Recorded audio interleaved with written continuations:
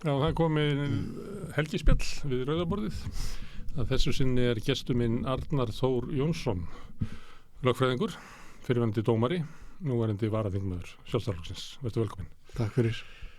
Þú ert svona svolítið maður helgarinnar, varst að fjölmiðlarnir að vitna til skrifa þina? Já, ég vann... Óþekkur Sjálfstæðismaður í dag? Já. Já, ég hef ekki fylgst með því öllu, sko. Ég var, eins og við vorum að tala á nýkoma, ég er nýkomin hérna úr svona smá helgarferð og skrifaði þessar hugleiðingar mínar svona eil í sveitinni, en já, það er svo margt sem að sækir og hugan svona í þögninu og þá verða til einhverja svona hugmyndir og eitthvað sem að finnst að maður verði að segja. Og þarna varstu að gagnrýna forystu flokksins fyrir að leggja fram frumvarp sem að segir að samþykktir Evrópusambandsins skuli gilda ofar íslensku lögum ef að þau stangast á við eldri íslenskan lagateksta. Er þetta rétt eftir haft? Já, svona í stórum dráttum. Já. Og ég hef núna auðvitað haft allar áhyggjur af því bara á okkar stöðu svona í lýðræðislegu tilliti og þarna finnst mér að sé að höggva sem á ætti að vera hlífa, það er að segja Sjálfstæðisflokkurinn á að vera svona lýðræðislega þenkjandi og fullveldis sinnaður flokkur. Þannig að ég hef verið að berjast við þetta svona vera að heyja svona ákveðna innri baráttu. Einn í flokknum? Nei, sko alveg sjálfa mig kannski, hvort ég eigi að segja, hvað ég eigi að segja og hvort ég eigi að segja þetta og ég er búin að eiga samtal við fólki. Verður ekki að gera það, Arnar, því að ég hef heyrti verið að tala svona fyrir málfrelsi og tjáningafrelsi. Já. Og fylgir það þá ekki að maður verður að segja hugsun? Jú, algjörlega og maður láti í raun og vera ekki neitt leggja svona bönd á hugamanns eða tjáningu og ég vil ekki vera leiðilegur og ég er ekki markmið hjá mér að vera óvinsæll. Skemma partíð. Nei, ég vil það ekki.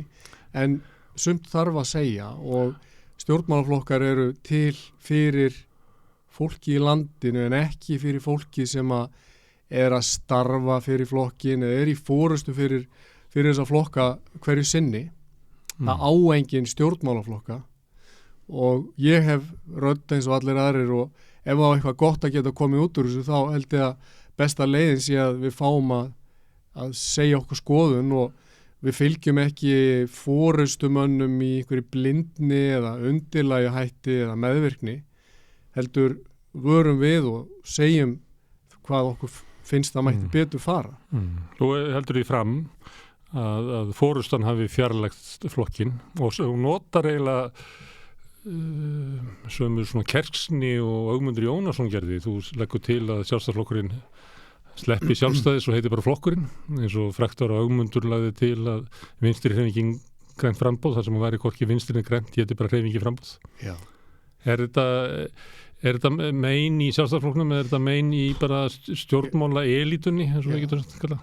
Já, það er góð spurning. Ég hef sagt að stjórnmála elítan, ef við notum bara það orð, það er að segja svo stétt manna sem hefur atvinnu af því að vera í stjórnmálum hafi fjarlægst í raun og veru bara almenning í landinu og ég held að megi segja að þessi flokkar, margir hverjir, séu í rauninni þar með í stór hættu að slitna af rótin sem þeir þó ættu að draga næringu sína frá og þá vitum við hvernig fer, ég meina þeir eru bara dæmdi til að vistna og deyja og ef að menn halda að þeir geti gert hvað sem er eða farið í einhverjar aðgerðir sem að telja má vanhugsaðar þá er það bara réttur flokksmanna og skylda almennings að vara við og gaggrina.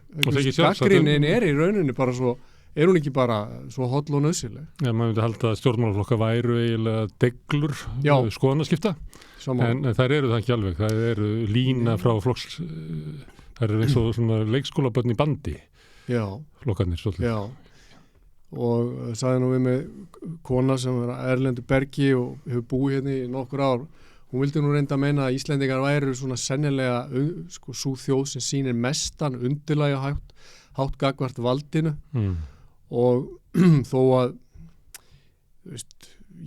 sjálfstæðisflokkurinn ekki hafinn yfir gagnrýni frekar en aðri flokkar og þegar ég á svona þetta skynja maður svolítið þetta sem þú ert að lýsa sko. Það línan lögð og góðir og traustir flokksmenn vilja bara sýna það hvað þeir eru hollir fórustunni en ég ekki viss að við gerum alltaf fólki mestan greiða með því og ég ekki að setja þetta fram af því að ég vilja vera eitthvað vondur við þetta fólk og ég ekki að setja þetta fram af því að mér illa við að ég vilji þeim eitthvað illt, það alls ekki þannig en ef að menn kjósa að vera eitthvað móðgæðum þá líka mega það alveg ég orðið nógu gamall og komið með nógu svona þykkan skrápur fyrir störfum að mér finnst það bara allt í lagi sko.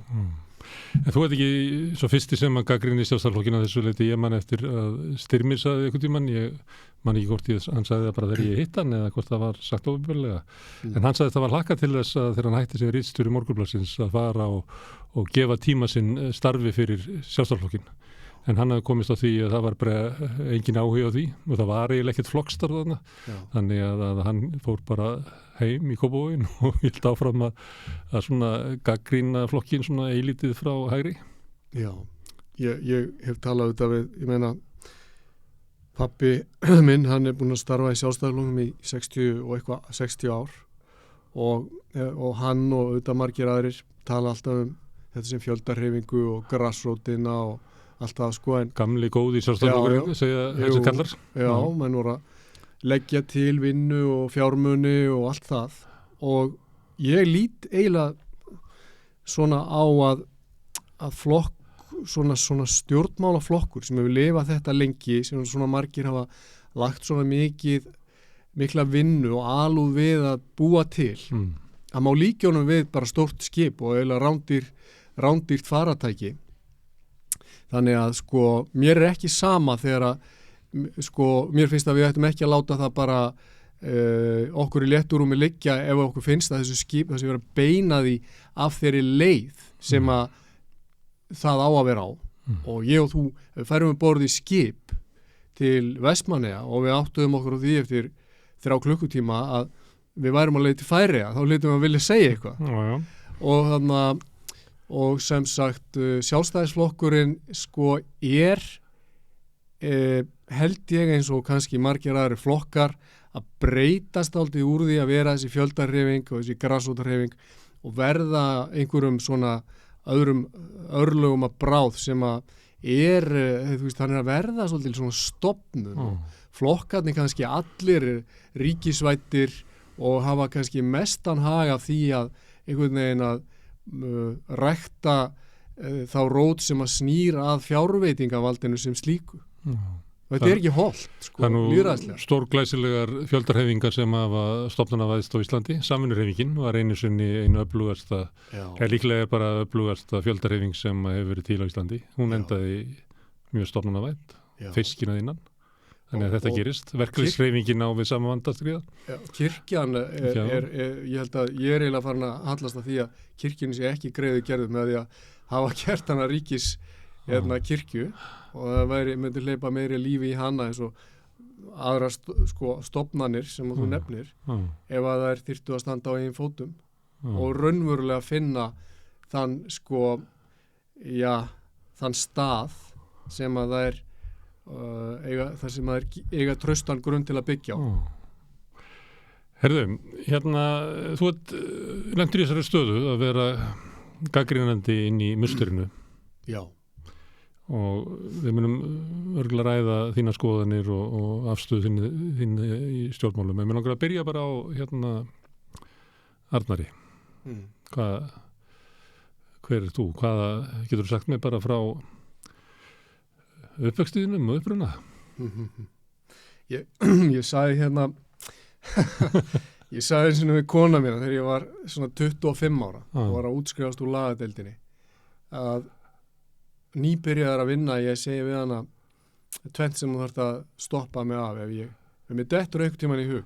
Það að fyrsta lagi ef mér dettur í hug að sækja starf sem héraðsdómari þá var ég aðstofamaður í héraðsdómi sem þú gerðir. sem ég síðan gerði og hitt er það að þú verður að stoppa mig af ef að ég fer einhvern tímann, einhver biður maður að fara í viðtalum mín persónulegu mál en nú er hún ekki hér og þú svona varpar þessu fram og ég er kannski ég er mjög feimin við að tala um sjálfa mig, gerði aldrei og dóttir mín sagði við mig um daginn, ég veit ekki um þig pabbi, þú talar aldrei um sjálfa þig og þannig að þetta er svona og mjög svona, ég veit ekki hvernig eigum við að tala um það, segirðu? Segðu mig bara þegar þú fæddist þá fæddist inn í fjölskyldu. Hvaða fjölskyldu fæddist inn í? Hvaða fjölskyldu fæddist inn í? Það ræður oft best örlugum okkar sko hvar við lendum. Já, einmitt. Ég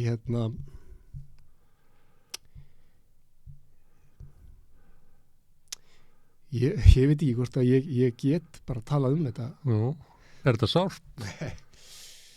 Ég tala aldrei um þetta sko. En stundu þurfum við að tala um okkur og samfélagið að þá fylgir því svolítið að við komum segjum deilið á okkur. Já. Ég þekki þið ekki. Nei. Ég veit að þú ert sonur Ellert Schram en ekki kenndu þann. Nei. Og þeir eru mjög líkir. Að því ég vann eins og hjá Ellert. Það var ritstjóri þegar ég var á DVF. Já.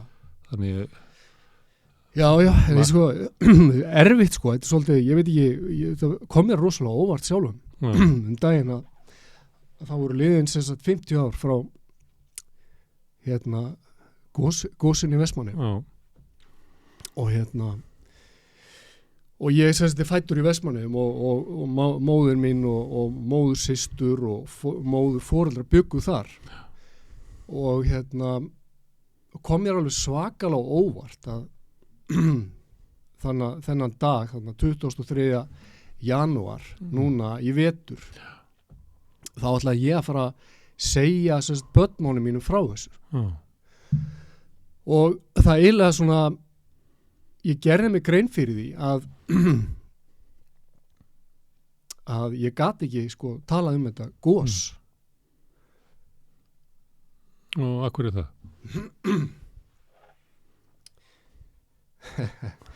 Sko, það var svo skrítið að þetta var tráma sko, fólkið alveg svakalegt tráma og síðan sem barn þá elst maður upp í þessu Hvenær fæðist þú? Ég fæðist sko í raun og veru þarna vorið 71 og Þannig þú manst ekki eftir góðsum? Ég man ekki eftir þessu en þess vegna kom þetta svo mér á óvart En þú manst eftir sko þínu fólki í tráma eftir gósið? Já, að sko það er svo skrítið fyrir að þetta tráma er undirliggjandi en það talar enginn um það og allir vestmanningar sem þú talar við í raun og veru sem að lifðu þessa nótt og það sem fylgdi á eftir eiginlega tala ekki um þetta og Það var ekki til síðs?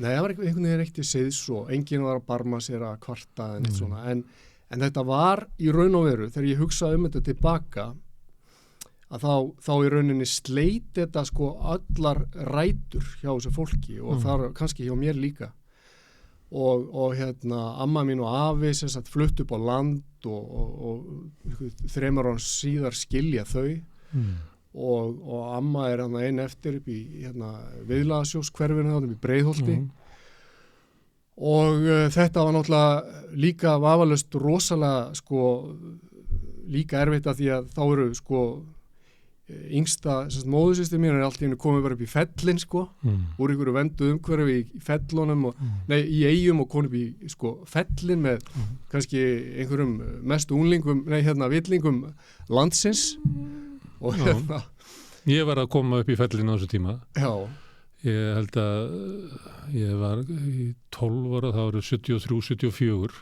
Já og þá var ég í bekk í fellaskólum því ég hafði verið í Vogaskóla Já Þá var ég í 8. bekknum í mínum árgangi, það voru komin 7 í þeim bekk voru þau sem hefðu sótt degi og seint það var heil bekkur þannig að bara ég er að vera hvað fellin voru að þenjast þarna út þetta er eiginlega á hápunkti sko svona, hvað við segja, félagslegar upplausnar sem að fellin eru takk fyrir sem út að lýsa. Einmitt. Þetta var stór undarlegu tími, sko, og við fengum kennaranna sem áttu ekki að ráða. Sem áttu ekki að ráða? Sem áttu ekki að ráða, sko, því að var búið að ráða í allar stöður, þannig að svo var að fara að leita bara eitthvað sem sótt sem já, einmitt. Einmitt. Nei, þannig að, þú veist, maður skynjaði þú veist, þetta rótleysi, þennan harm einhvern veginn, þess að eftirsjá eftir lífin í Vestmannaeyjum. Sem í minningunni verður betra alltaf og alltaf fallegra. Allt svo fallegt, allir stóðu svo vel saman, hjálpuðu stað, allir voru svo góði vinir og maður læri að þekkja þetta fólk, sko, Vestmannaeyjana líka og og síðan bara svo skrítið, hugsaður, ég man ekkit eftir, sko, gosinu, en þegar ég ætlaði að fara að tala um þetta, eftir að 50 ára liðin, þá bara það þyrmdi gjörsamlega yfir mig. Þannig þetta harmur í þinni fjölskyldusögu, gosið. Já, þó hann hafi aldrei í rauninni verið, sko, orðaður, hvorki fyrir niður síðar. Þetta er svo paradísar missir. Í raun og veru, já. Þannig að það var svona, þú veist... En virkaði þá þannig að þið vestmanningarnir sem áttu týnda fagra veröld og eruð inni upp á landi, eruð þið þá í svona, ég segi ekki óvinnarlandi, en einhverju svona ekki góðu samfélagi, ekki ykkar samfélagi. Já, og maður skynja að þetta fólk reynda að standa saman svolítið. Já. Og það hefur svolítið verið talað um það svona í seinni tíð að það var ekki alltaf tekið vel á mótið þeim og þeim fannstu vera svona svolítið utanveltu og sjálfsvirðingin örugglega orðin fyrir svona ákveðnu höggi af því að þetta var allt fólk sem vildi vinna og var duglegt og allir á fullu að bjarga sér, sko. Þannig að já, þetta bara komir óvart og ég fór fyrir nokkrum ár síðan í sálgæslunum á HÍ og svo fyndi, sko, frábæri kennarar og meðal hans Vigfús Bjarni Albertsson og þá mikið var að tala um svona tráma og ég var alltaf, sko, ég fór aldrei almennilega inn í þetta en ég skynjaði að þetta var svo eitthvað sem ég vildi ekki fara inn í, sko, ég var alltaf að hanga í þessari umræðu svona teoretist, svona fræðilega en að því að ég vissi að fara inn í þetta og þeir sögja, sko, að tráma er 3 kynslóða mál. Þannig að, en svona að finna það svona eigin skinni, hvað þetta svona situr í manni, komir alveg ótrúlega á óvart. Þannig að þetta er svona einn þáttur sem að síðan er svona eitthvað úrvinnslu mál. Ég er áttam á því núna orðin rúmlega 50 ára, þetta er bara eitthvað sem ég þarf raunverulega sannlega bara að vinna úr. Og og tráma er ekki einn atburður heldur, tráma er ástand sem að varir lengi. Já, einmitt, og þetta er svona fjölþætt, sko, og afi minn var sem sagt frægur maður í Vestmannaeyjum og hét Þórður Sigfús Þórðarson rakari í Vestmannaeyjum og er svona góðsagnakendur persónuleiki að sumu leyti í Vestmannaeyjum og margir eldri Vestmannaeyingar minnast hans og ýmis svona uppátæki og hann var humoristi og hann var léttur en hann var líka áttið þetta til að hann var svona túramaður og hann gat tekið það upp á því að detti í það og vera kannski bara á túr í 2-3 vikur, sko, og fara upp á land og kaupa flugvél eða bíl og kaupa rándýra myndavélar og bara og báta og það var allt í gangi, sko. Þannig að en skemmtilegu maður en síðan partur á þessu tráma er að hann fer, sko, hann bara reyna skilur við í rauninni ekki bara ömmu mína, heldur bara alla fjölskylduna. Þannig að ég er 6 ára. Og fer hvert? Og þá tekur hann saman við ágæta konu sem að bara þau fluttu út á land til Eyrarbakka og þau áttu barn sem að það er frænka mín Kristín Þórðardóttir sýslumaður á Suðurlandi, glæsileg ung kona. Þannig að þá svona sámaði, hann svona hvarfdaldi mikið út úr mínu lífi, sko. Og ég hef vissulega hitt hann svona, síðar, sko. En það var algjört bara slit bara í svona 10 ár, bara, það var ekki talað við hann, sko. Og þetta má rekja allt í gossins og að þurfa að flyttast. Já, þessa umróts og los sem bara fjölskyldan stenst það ekki eða þolir það ekki. Já. það fer allt bara á flot einhvern veginn. En fóru þitt fólk ekki tilbaka? Nei, fóru ekki tilbaka sko og og var talað um það? Nei, það var aldrei talað um það. Heldur það sé hugsað þá sem að voru í Vestmannaeyjum að annars vegar þeir sem að fóru tilbaka og byggðu aftur upp bæinn og þeir sem ekki komu? Skiptir það máli? Það getur verið sko. Ég hef aldrei samt skynjað einhverja svona ég hef ekki skynjað neina biturð sko þeirra sem að fóru aftur til að byggja upp í garð þeirra sem að fóru sko. Ég held að fólk hafi skilning á því að þetta var náttúrulega bara það var svo margt sem breyttist líka sko. En amma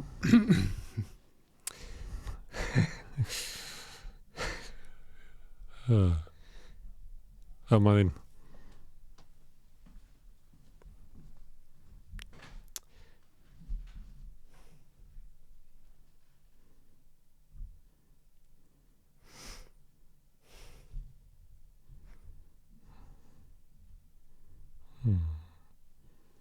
Það segir eitt á meðan að þú ert að hugsa hvað þú að segja mér frá ömmuðinni af því að það var náttúrulega lítið rætt um þetta á sínum tíma Vestmannagósið og við þekkjum þetta líka frá síðari tímum eins og snjóflóð á Neskaupstað.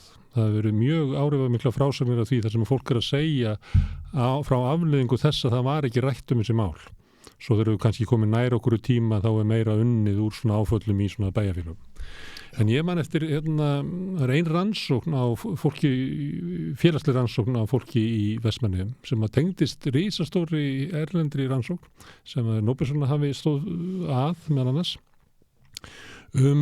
þegar koma svona áföll á staði og þá er verið að rannsaka þá sem að voru áfram og þá sem að fóru og niðurstaðan í öllum þessum rannsóknum er svo að þeir sem að fara einhverju svona hörmungasvæðu, geta verið svæðið sem er bara, geta verið hungursnöðar, geta verið alls konar áföll, geta verið stríð og eitthvað fleira og þá er það svona það bil 85% sem að verða áfram en 15% fara og rannsóknir sína það að þeir sem að fara þeim vegnar betur og alla mælikvarða sem við höfum þeim vegnar betur efnaðslega, börnið er að verða meira menntuð, þeir eiga meiri eignir og allt slíkt og ráðgátan er svo að því að það vitið allir í sjálfu sér. Ef við myndum spurja þá sem að verða eftir að þá kæmi það sama út að þau vissut alveg og þá þetta var sko frásögnin er eiginlega það að ráðgátan er það hvaða verðmæti eru það sem að fólk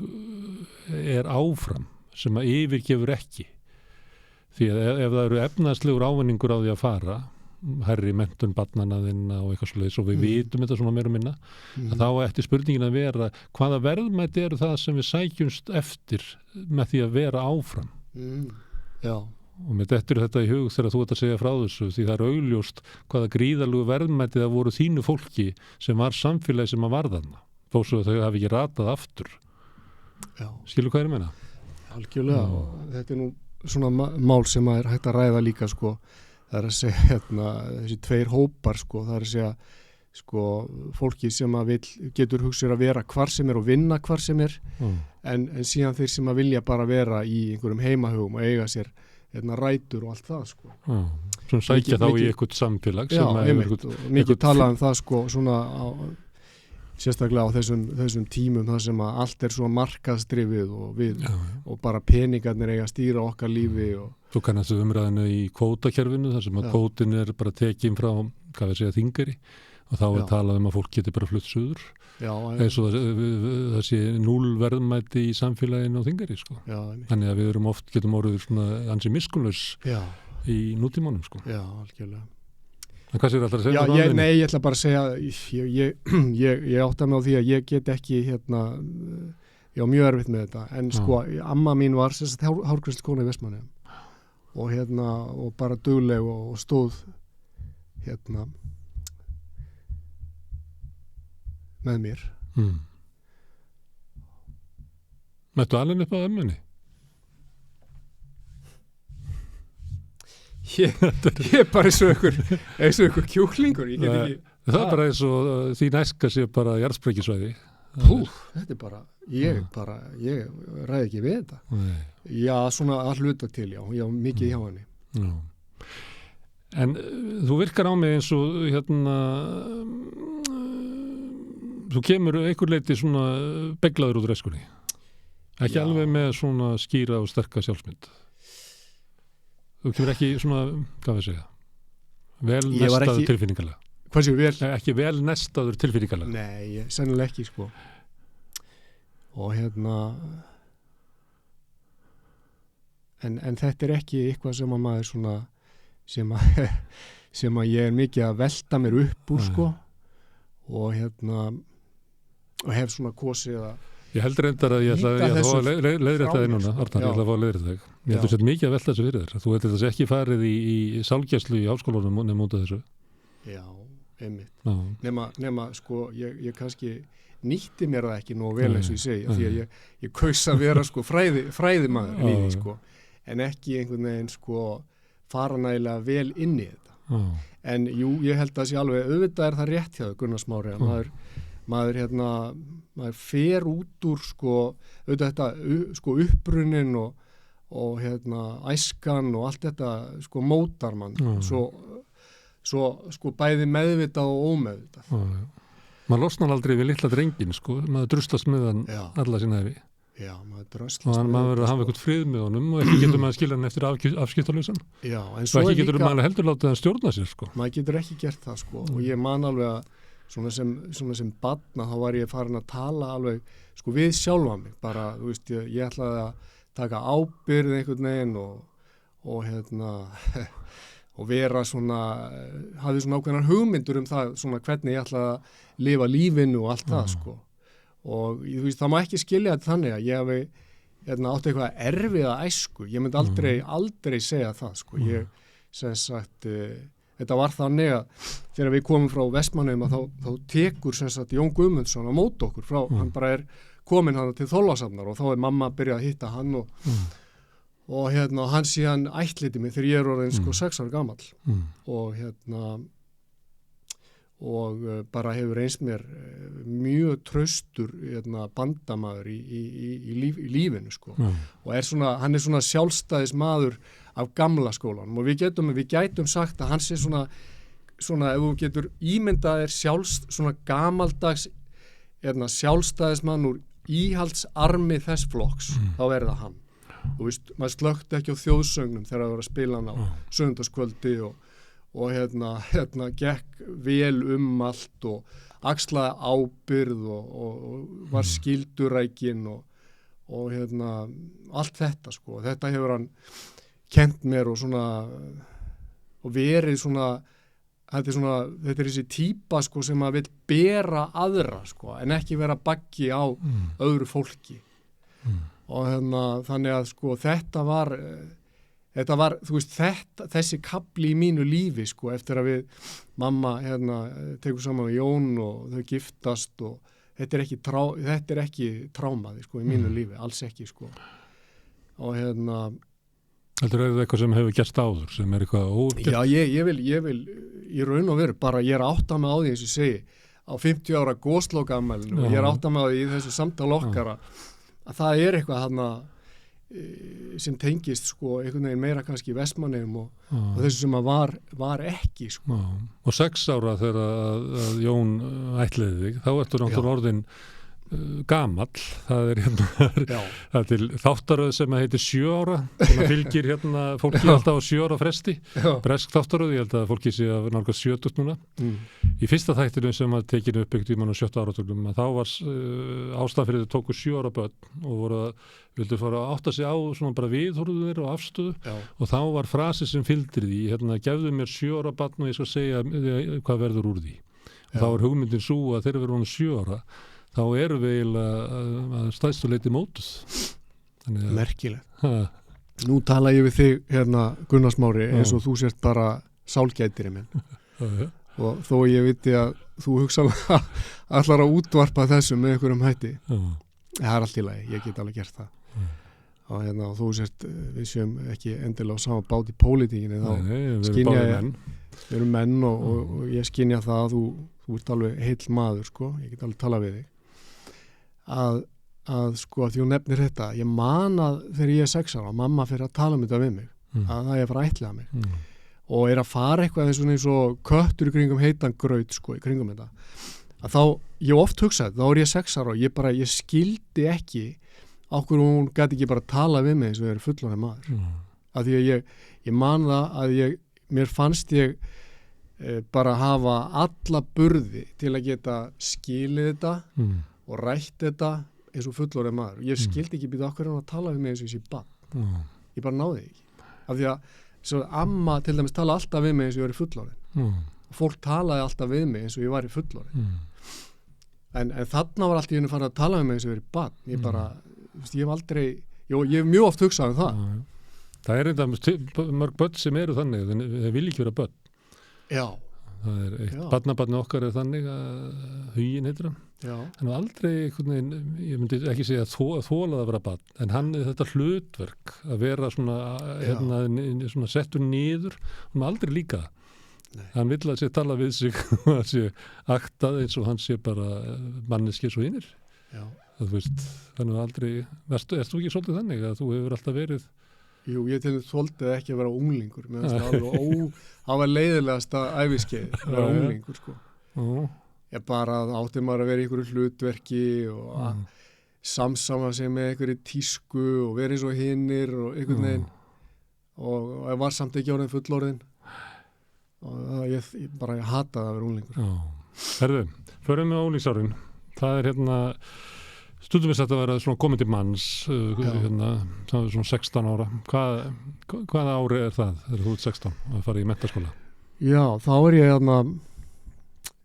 ég fór til Englands, var í næstu heilt sumar í Englandi í málaskóla, það var mjög þroskandi. Ég farið í gegnum nokkuð svona tímabil í nokkur svona skóla í lífinu sem hafa svona eftir á hyggja að móta mig mjög mikið. Þannig að það var eitt og síðan fór ég bara í skóla eins og aðrir krakkar og var það búin að vera í sveit og það var líka mjög þroskandi og síðan fór ég, þegar ég var 17 ára, fór ég sem skiptinu með til Bandaríkjanna og það hefði líka alveg ótrúlega lífsmótandi áhrif, vil ég meina.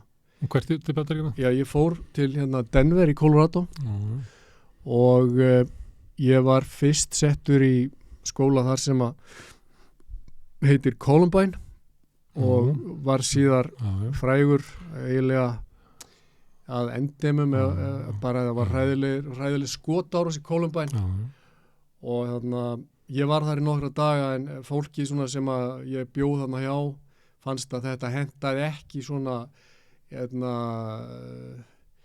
svona manni úr svona fámenninu á Íslandi sko. Það sem að fólk var að sniffa kókaín í gegnum dollarasella og eitthvað svona rugl sko. Í kantinunni? Já, svona einn á klósetti sko. Þannig að ég var tekin og settur í lútherskan engaskóla og það var mjög, ég fattaði ekki fyrir mörgum áru seinna hvað þetta hafði haft mikil áhrif á mig.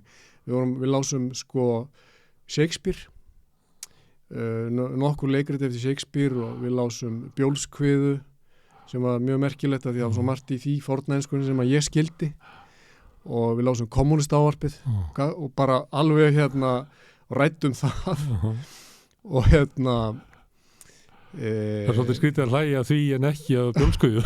Já, nákvæmlega. Þið er ekki kommunistávarpið fornara. Já. Og við lásum mikið pólitíska svona réttarsögu Bandaríkjanna frelsistríðið og hugmyndir þeirra sem að stofnuðu Bandaríkin. Það var mjög merkilegu lesning sko og ég búið svolítið að því. Ég held að mínar hugmyndir sko sem ég svona skrifa mikið í bara í öllu þess sem ég er að gera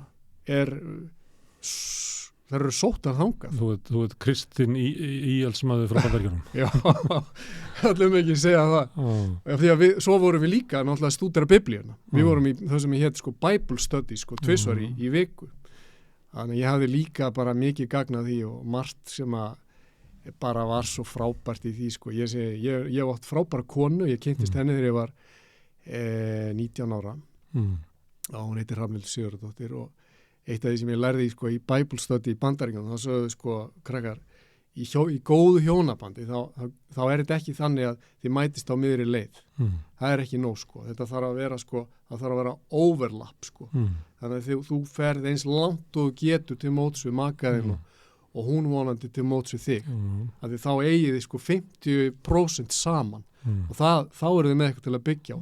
Svona hlutir sko sem ég tók með mér og hefur notað í lífinu. Alveg bara ótrúlega. Kennarar, samtöl sem ég átti við fólk, frábært fólk sem ég kynntist og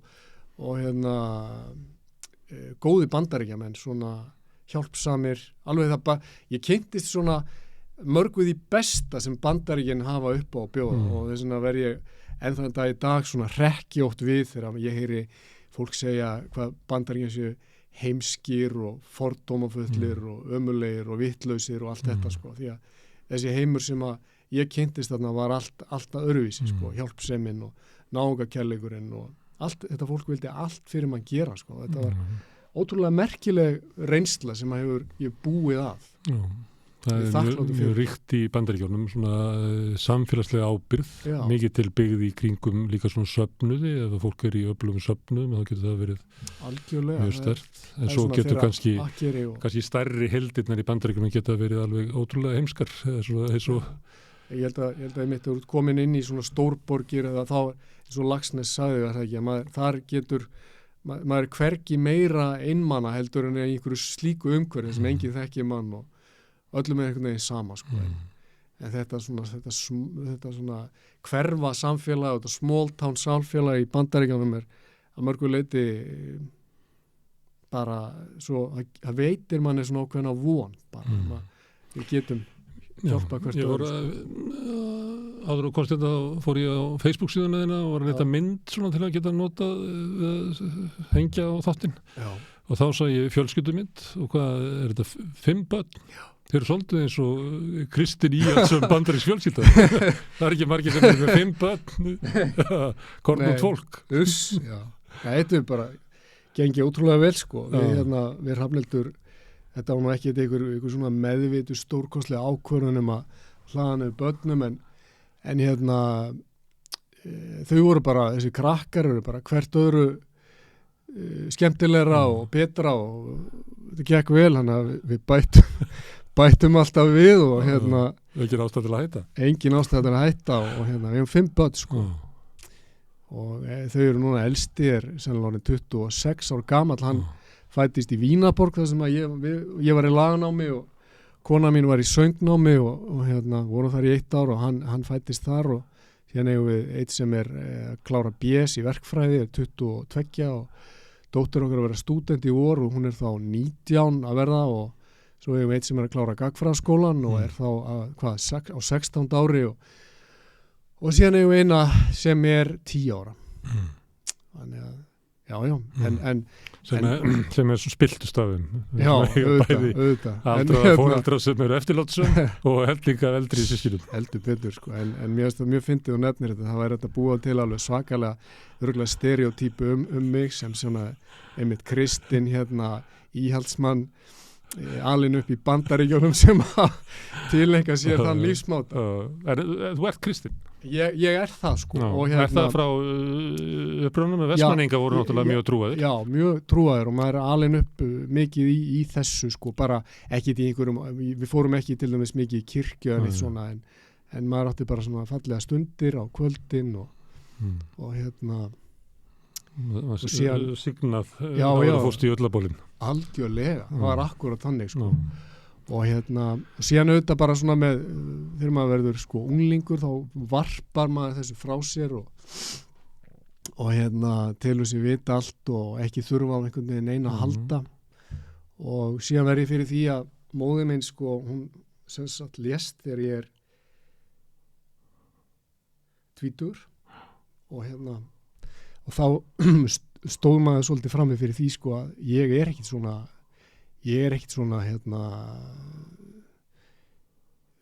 þú veist, ég er ekkit þessi játtkall sem að bara get tekið öllu og farið einhvern veginn alltaf á hnefanum sko. Þannig að sko það var svona ákveðin svona fræ líka síðan þessi Bandaríkjadvöl vissulega og síðan vil ég nú ekki sleppa því þó að þetta sé nú hvað heitir þetta, ég sé höfuðstöðum sósíalistaflokksins að ég sem sagt átti því láni að fagna að ég gekk í frímúrregluna fyrir ég gekk þar eins sem sagt 2008 eða 2009 og það hefur styrt mig mjög mikið í sem sagt minni trú sko, minni kristnu trú. Og gerðu það af því að þú ert að leita einhverjum svörum? Já, ég gerði það. Eða ertu bara að leita tengslum til þess að koma þér áfram í samfélaginu? Því að þetta Já, ég meina það er kannski... Þetta er tvö andlit þessi regla, hún er tvö andlit. Annars verður þetta tengsl kalla Já, ég kannski... Það er svona einmitt kannski stereotypiska myndin en svo er mannrækt þarna. Svo er þetta mannrækt og ég fór inn eins og margir og vonandi flestir á þeim forsendum að ég vildi svona takast á í sjálfa mig af því að þetta er skóli, þetta er svona bara eins og að ganga í skóla og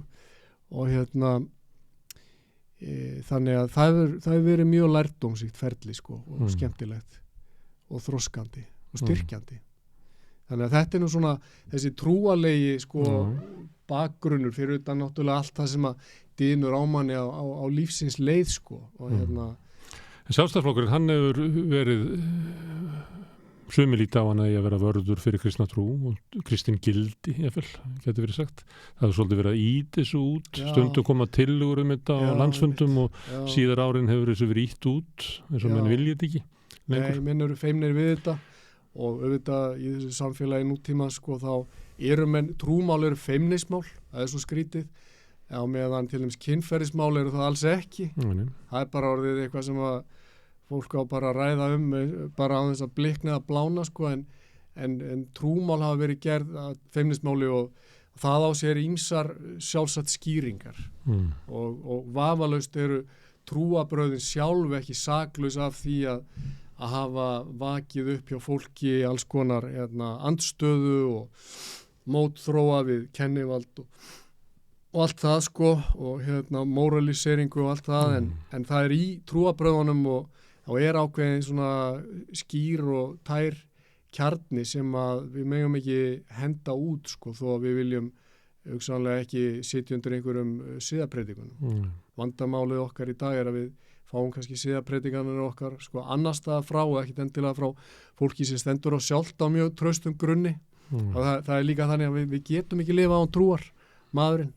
Ef hann reynir að varpa Guði frá sér þá tekur hann upp eitthvað annað sko. Man finnst það stundum bara að maður er bara til stórmarkað og sér hilluna með fæðubótaefnunum að þannig sé altari sem er að selja okkur eilíft líf. Já, ég var að vitna til þess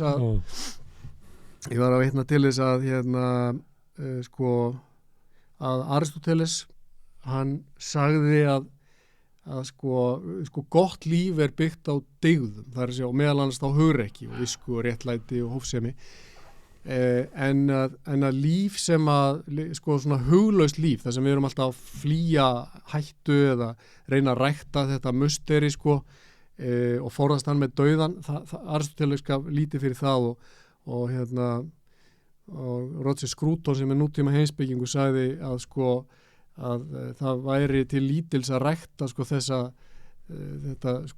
umslag sem líkaminn er sko og líkamleg heilsa skiptir miklu minna máli heldur en sko siðræn og andleg heilsa. Menn eftir að fara kannski í svona andlega rækt, taka nokkuð svona andleg push-up, æfa siðferði styrksinn. Og þetta samtal okkar, Gunnar Smári hefur við opnað augum mín fyrir því að ég á ennþá töluvert sko verk óunnið í minni rækt sko þessi snýra kannski því sem sko býr sko hið innra og ég hef kannski ekki farið alveg nógu djúpt sko bara horfa á þetta, tala þetta og svona En ég er að reyna að skilja hægri manninn Arnar Þór og þannig er komið svona kristilegu demokrati íhaldsmaður síðan gengur inn í sjálfstæðisflokk fóstraðins eða pappaðins, kallar hann pappaðin? Nú kallar hann pappa.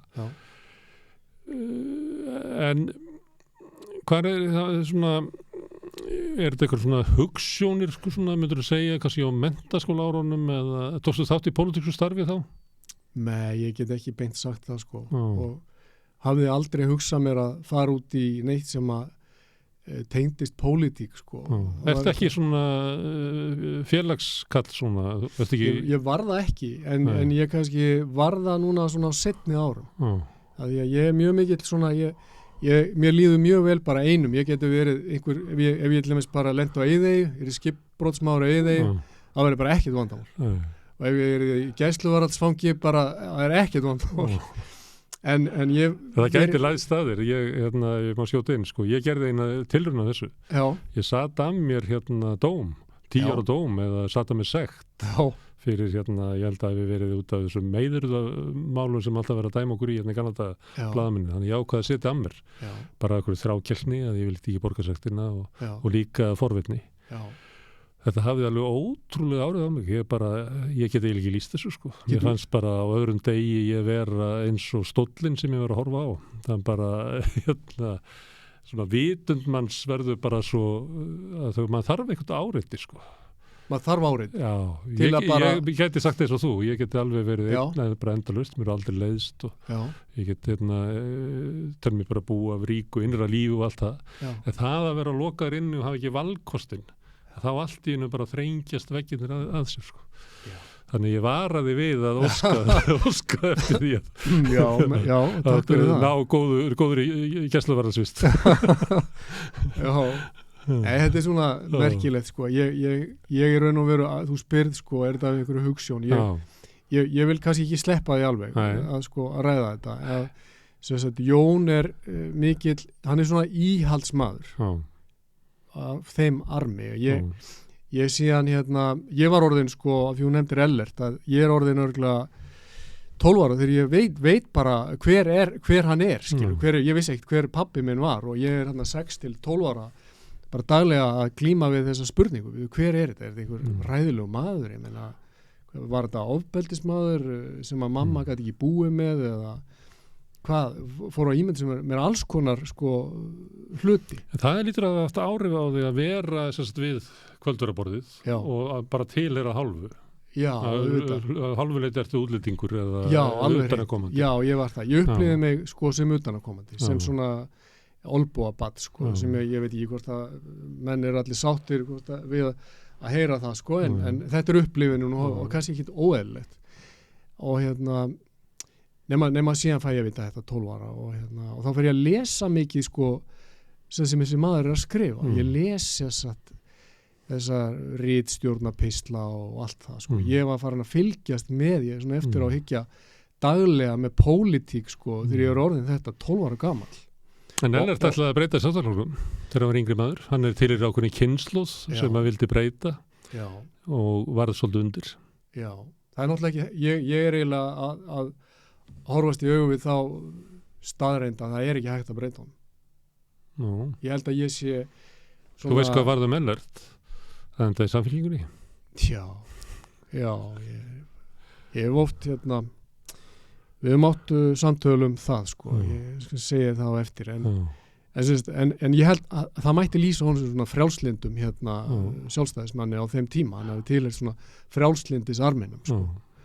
Sem ætlaði að taka sjálfstæðisflokkinn út frá að þetta væri svona frjálslind hægri hugsjón og út úr svona kolkrabba umhverfinu, hagsmuna umhverfinu. Já. En mörguleiti þá eru þeir svona að koma fyrst þannig þessi kynslóð en síðan koma eiginlega einreiðarmennirnir, nýfrjálsíkjumennirnir inn og taka flokkinn, sko. Og þannig að tónnin sem Ellert og svona, þetta er bara lítil kynslóð sem hann tilheyrir að þeir ná eiginlega ekki að hafa mikil áhrif á flokkinn, sko.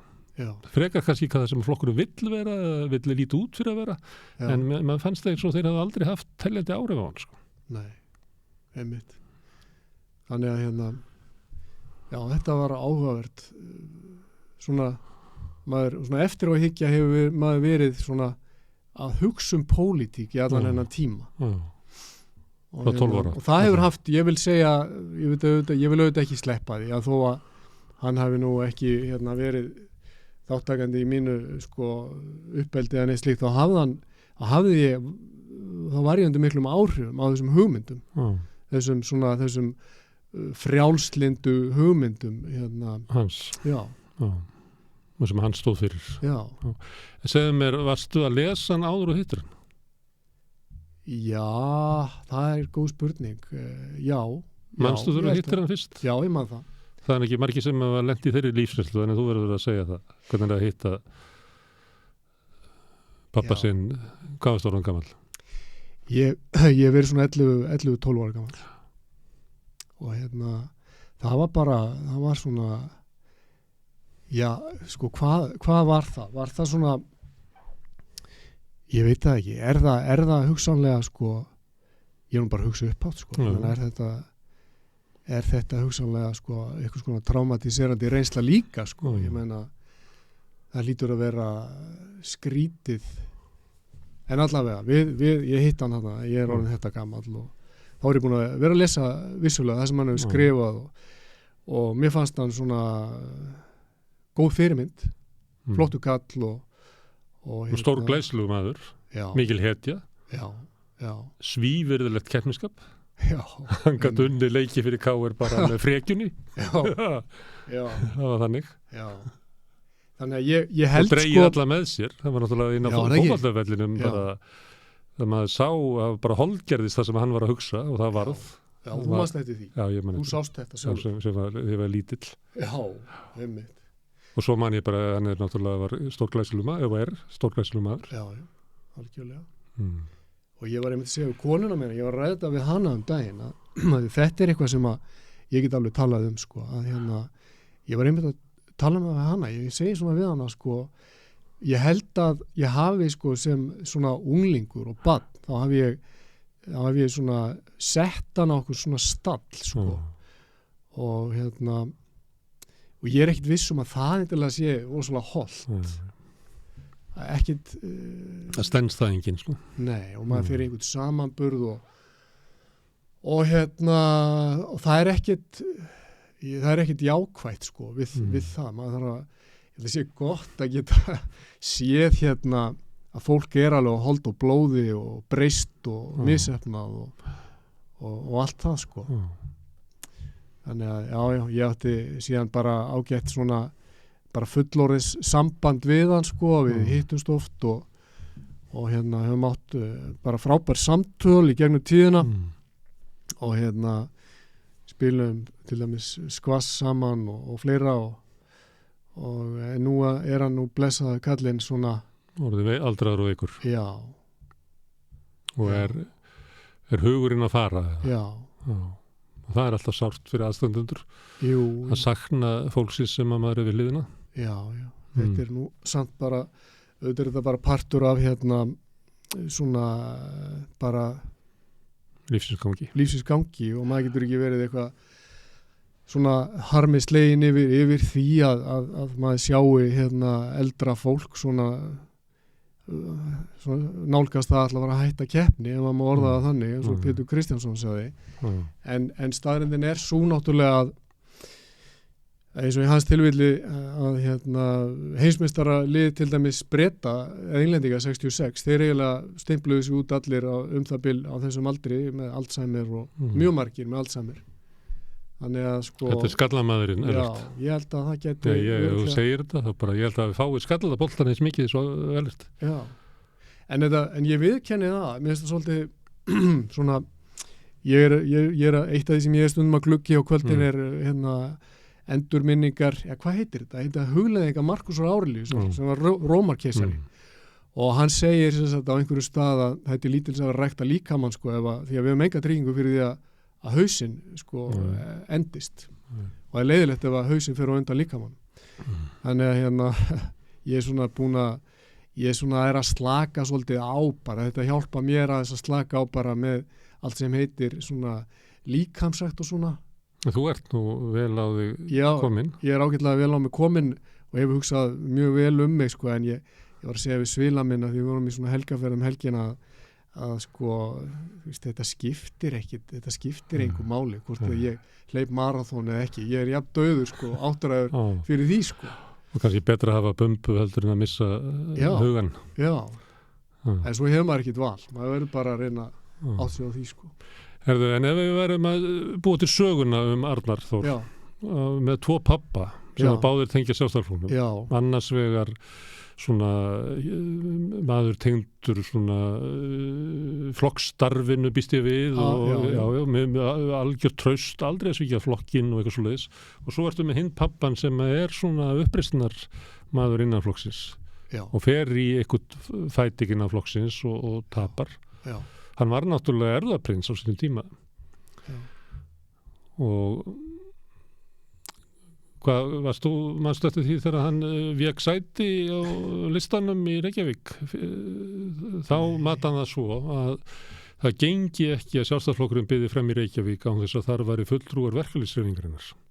Þannig hann vék sæti svo að Pétur Sigurðsson kæmist inn á þing sem var í sjómannafélaginu. Það svo langt síðan hann var í getur séð þetta fyrir þeir í dag að Sjálfstæðisflokkur, eitthvað við í Sjálfstæðisflokkur bregða svona við, það er að vera fulltrúar verkalýðshreyfingarinnar. Ég vona það sko, ég vona það ég er hérna eins og ég lýsti því áðan sko, ég raun og veru sprottin úr hérna sko jarðvegi svona verkamannast og svona vinnandi fólks sko, ég meina í Vestmannaeyjum og hérna ég tengist þessari hugsun mjög sterkt sko, þannig að ég vona að einhver myndi vilja gera þetta en ég veit að ég man ekki eftir þessu en ég hef stundum hugsað þetta og mér finnst þetta að bera vottum svona eitthvað svona skemmtilegt metnaðarleysi í raun og veru. Ég veit að hann var þetta mjög metnaðarfullur en svona eitthvert svona kannski sko kæruleysi eða hugmyndum að maður geti svona storkað örlögunu jafnvel og hann var náttúrulega ekki að fábreytulegu uppruna, hann var erfðaprins í veðlauður í fjölskyldu mikilsmetinni, þannig að svoleiðis menn geta kasta frá sér tækifærum vegna þess að þeir vita að þau koma aftur eða halda það. Já, einmitt. Já, hann er svona gull drengur sko. En þetta er svona, ég verið að það er munur, það sem ég ætla að spyrja þig, munur á Sjálfstæðisflokki Jóns og Ellerts hvernig þeir upplifa flokkinn? Já, það er frábær spurning sko, það er reyndar alveg frábær spurning sko, ég held að sko Jón hefur aldrei talað illa Sjálfstæðisflokkinn og alltaf boðin og búin og ef að ég er eitthvað að gagnrýna þá bara, þú veist á bara slakað á sko, þetta þú verður bara að hugsa þetta tvisvar það sem sagt vildi þannig til núna þegar ég skrifaði þessa fæslu, þessa kvössu fæslu, ég vil ekki meina að þetta veri tveggjafóta tækling sko, þetta var hörð tækling, ég viðkenni það. Þannig að þú glættir ekki Jón með þessu? Sko hann var í útlöndum, þannig að hann hefði ekki kost á því, ég talaði ekki við hann en hann hefði örugglega sko reynt að hafa heimil á mér. Hann er svona einarður flokksmaður en Ellert er hann fór í fílu við hennan flokk og svona og honum hefði verið alveg sama þótt að ég sem sagt segði minn hug og hann hefði hvatt mig til að segja minn hug alveg svona alveg í hreinskilni sko og veri ekkert að draga neitt undan með það þannig að sko en ég hef hugsað þetta vegna þess að ef að má taka samlíkingu skip að þeir vissulega báðir unnu fyrir hennar flokk í mörg ár og áratugi og þetta var sko svona móðurskip íslenskra stjórnmála má segja og hafði svona skýra stefnu hvað svo sem sé má segja alla þá sem hafa verið í forustu eða tjáðsi fyrir hönd flokksins í gegnum árana rás og fólkið sem að við erum jo öll bara eins breysk og misefnað eins og við erum að sko þetta móðurskip á einhverju leið sko þannig að mér kannski rennur blóðið til skildunar einhverju leiti ef mér finnst að það sé sko verið að hnika til og einhverju alltaf fara að taka stýrið eða eigna sér skip, skilur, hvað að meina? Það á þetta engin. Þetta á að vera tilheyra þeim sem að vilja vinna við að sópa dekkið og vinna við að elda matinn og þrífa og eiga síðan þessa fundi sko og láta rödd sína heyrast. Þetta á ekki að vera svona einangra rými þarna upp í brúnni þar sem enginn talar við áhafna meðlimina. Þannig eru flokkarnir svolítið mikið í dag. Sömuleyti, þú nefndir áðan sambandi við ríkisstyrki og fleira.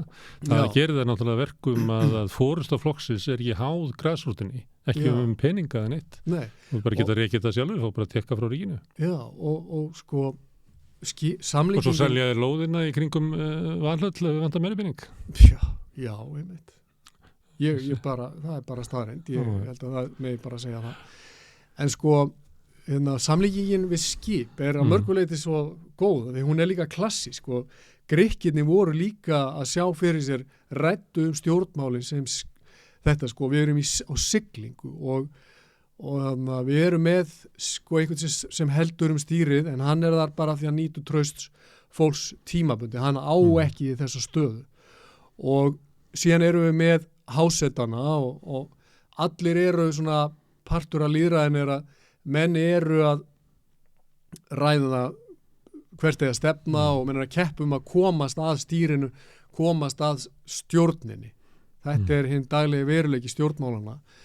En svo er einn maður borð sem er siglingafræðingurinn, sem er í rauninni stendur utan við svolítið þetta daglega karp, en hann veit hvert er verið að fara.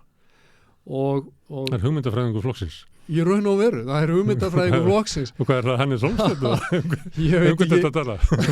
Ég veit satt sér ekki hver það er í dag sko, en hver sem hann er, þá er ég hræddur það, Gunnar Smári Egilsson, að það sé ekki verið að tala við hann. Ég er hræddur að eins og verið er að stýra þessu skipi og kannski þá öðrum stjórnmálaflokkum, svo við tökum þá vinstri græna aftur og fleiri flokka, þá sé siglingafræðingurum bara búið að íta honum sko til hliðar eitthvað bara onni káetu og læsa hann inni jafnvel og röddin sko sem kemur úr brúnni er ofan frá og niður og það er ekkert lárétt samtal eða ekki, þú veist, það er vissulega eitthvað lárétt samtal en það er bara ekki hlustað og ef að það er þannig núna að ég sagði eitthvað helgina sem að verður til þess að ég verði kannski ekki rekin úr flokknum þess að ég held að enginn myndi þora reyna að reka mig úr sjálfstæðisflokknum. Þú lagði nú til að forystan myndi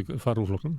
Ég lagði það vissulega til eins að ef að menn ef að menn sko eru ekki að þjóna þeirri vegferð sem að áhöfnin og farþegarnir telja sig vera á, þá eiga að stíga niður og ég vil bara segja það aftur en ef að sko fólk móðgast eitthvað við það að það sé þó sagt að það sé gagnrýnt eða það sé mynd á það eða þau sé beðin að skoða stefnuna þá er eitthvað ef að menn vil ekki hlusta og allavega kíkja á kompásinn og siglingatækin sko.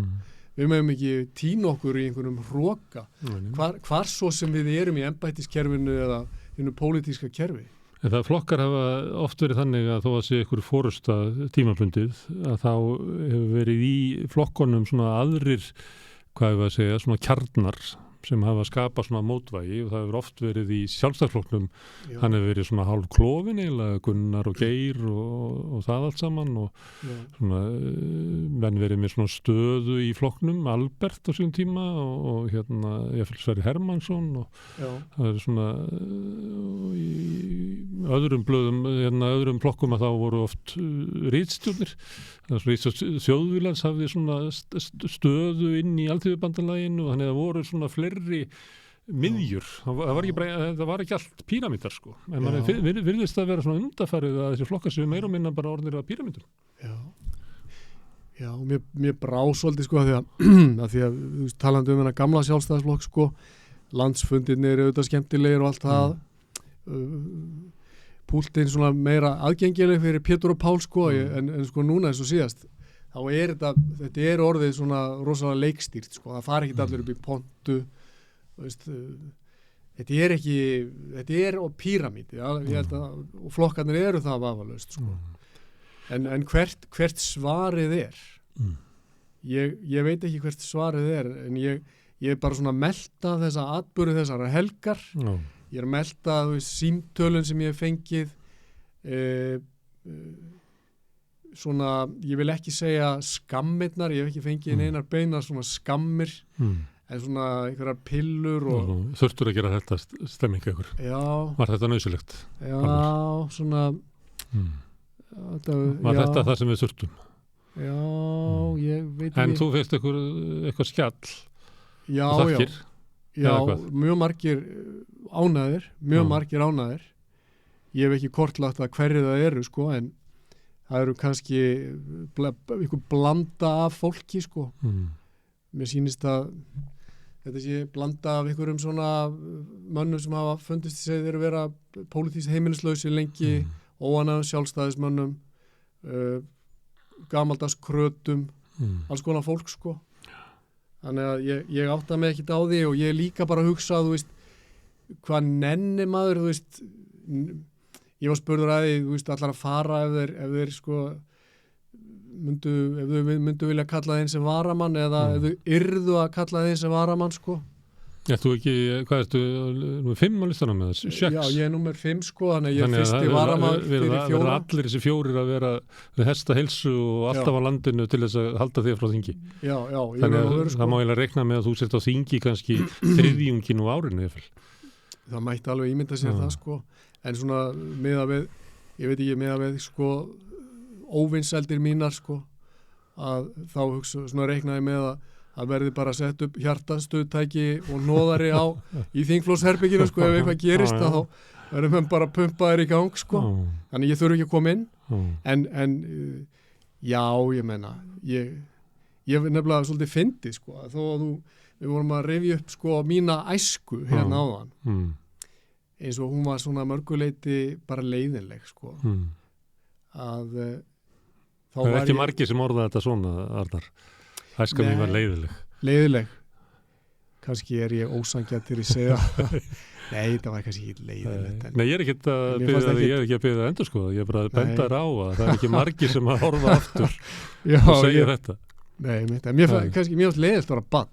Mér finnst leiðilegt að vera unglingur. Já, ég segi stundum að ég hafi verið leiðilegt barn. Já, en sko, af því að við erum að tala þetta, sko, þá lenti ég aldrei í raun og veru á allri minni skólagöngu í neinum leiðindum, bara í neinum, aldrei lamin og mér aldrei strítt og aldrei neitt vesen og bara mér, veist, eins og, já, svo merkilegt, en það sem er svo þangað til ég er orðinn rík fullorðinn maður, sko, og þegar og er eitthvað það var þegar dómarafélagið ætlaði að fara að hafa einhverja skoðanar á því hvað ég mátti segja og svona, þá fór alveg hrökka algjörlega þvert ofan í mig og áttaði mig á því að þetta var ekkit sniðugt fyrir mig og síðan síðan uppgötaði ég þess að það að þessi flokkur, sko, sem að ellert í rauninni gekk úr og yfir í svona sósíaldemókratískan Evrópu eða ESB-flokk og fekk alveg ótrúlega leiðindi yfir sig fyrir að gera það. Já, og honum sárnaði það mjög mikið þegar að vinir hans til áratuga hætti að tala við hann, sko, af því að hann bara búin að svíkja lit, sko, og ég er síðan í rauninni gengið til liðs við hann flokk að reyna að vinna í hans anda, að uppgöta það mögulega að þetta er orðin sósíaldemókratískur ESB-flokkur sem að, þú veist, vil hækka skatta, auka eftirlit, þenja út ríkið og færa okkur í smáum skrefum nær áhrifavaldi og undir áhrifavaldi Evrópusambandsins. Þá spyr ég mig hver er stattur, hvernig ég þarf einhvern veginn að vinna úr þessu og líka standandi frammi fyrir því að verða mögulega, sko, óvinsalisti strákurinn í partíinu þegar ég kem á þingflokksfundin. Enginn vilji tala við mig og enginn alltaf að drekka með kaffi og þetta er svona eitthvað sem að ég kann ekki í raun og veru að sko vinna sko með. Þetta svona staða sem ég þarf að svona hugsa mig væntanlega í gegnum ef til þess kemur að það yrði hringt í mig og sagt þú ert að koma inn, að þá þarf ég raunverulega að fara í gegnum þessa hugsun sko. Hvernig bregst maður, að ég kann þetta ekki. Hvernig haga maður sér í svona umhverfi, hvernig fer maður í gegnum daginn, hvernig umgengst maður fólk og hvernig vinnur maður sína vinnu sko. En við erum ekki ég held að sé eitt af því sem við erum ekki góði í Íslendingar eru að vera með andstæðar skoðunar, okkur hætti til þess að í svona debatti að taka hlutina persónulega. Ef þú ert ekki sammála mér þá verð ég fúll út í þig. Það verið oft hleypast upp í svoleiðis. Ég held að okkur sem gjarnar að gera það heldur en mörgum öðru þjóðum.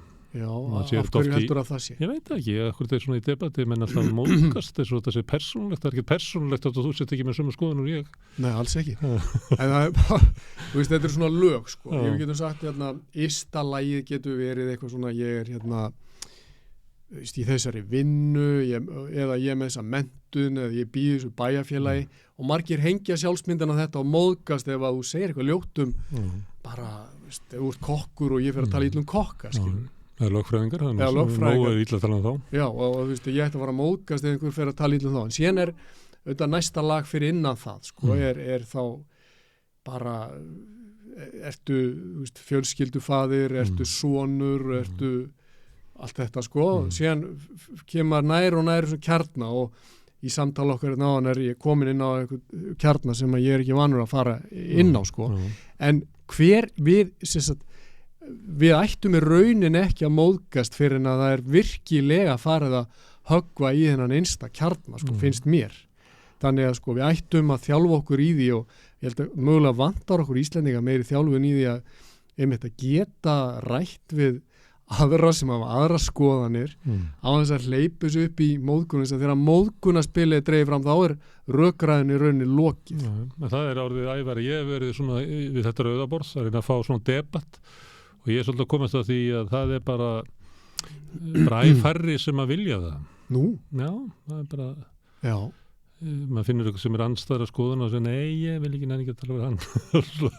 Já, ok. Það því að maður myndi ætla að debatt væri bara, þá er fólk að reyna á rökin sín og eitthvað svona. Þetta er ekkert í alvarlegt í sjálfum sig, þetta er bara ein tegund samræðna að vera í debatti. Herðu, en þegar þú sagðir að það lýsa sósíaldemókratum sem voru bara hærri skattar og eitthvað svona, vístu að sósíaldemókratarnir myndu lýsa því sem styrking velferðarkerfisins og annað slíkt. Þannig að þegar þú ert að tala sjálfstæðisflokkinn og ég er ekki í sjálfstæðisflokknum og hef aldrei verið og þegar þið eru að tala sjálfstæðisstefnuna þá veldur maður hvað í veröldin er þessi sjálfstæðisstefna því að maður nærði ekki. Gætirðu útskýrt það fyrir mér, hvað er sjálfstæðisstefnan? Já, ég get gert það bara með mínum hætti, sko. Sem er þá þín hugmynd hver hún ætti að vera? Já, að sko, þá myndi maður, það er svona klassíst, sko, að menn leita aftur til þessa tíma 1929 þegar þessi tveir flokkar renna saman, sem eru þessi tveir armar, sem sagt annars vegar frjálslyndi flokkurinn og hins vegar íhaldsflokkurinn. Og þessi tveir flokkar sameinuðust ákveðin kjarna, sem er að standa vörðum frelsi einstaklingsins og þar í því felst þá væntanlega að verja einstaklingin fyrir í óhæfilegum afskiptum og íhlutunum opinbers valds. Ég vil bæta við það að við að verja einstaklingin líka fyrir óhæfilegum afskiptum og íhlutunum stórfyrirtækja.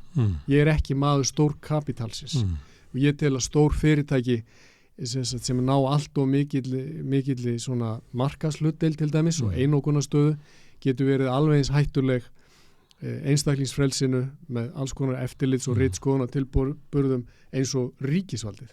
Þannig að viðfangsefnið Það er sammála Ellert, þar sem þar voru leggja mikla áherslu á neytendavernd og annað slíkt sú kynslóð. Já, einmitt. Þannig að sko það er þetta sko dýrmæti einstaklingsins virða þennan göfuga kjarna innra með hverjum og einum manni og þá er ég að tala með hennar kjarna sem við vorum að snerta á hérna áðan sko. Ekki, þú veist, hver þú ert eða hvar þú býrð eða eitthvað svona, bara hver og einn maður er sko göfugur og verðmætur og við að virða hann og við að verja frelsjans til að lifa eins og hann vill lifa í lengstu lög og síðan auðvitað ef að hins vegar fólk misvirðir reglur samfélagsins að þá myndum við vilja auðvitað halda upp í lögum og reglum. Það er svona annar partur af auðvitað sjálfstæðistefnunni. Verja sem sagt halda upp í lögum og verja, það er svona síðan kemur þriði þátturinn sem er raun að verja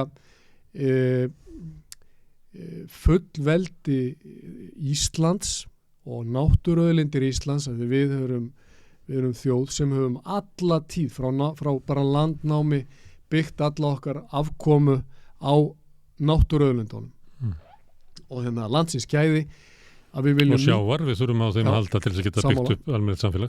Algjörlega. Dugar ekki náttúrugæðin á fastlandinu. Og núna þessi hugarorka og svona sköpunarkraftur mannsins að verja þetta og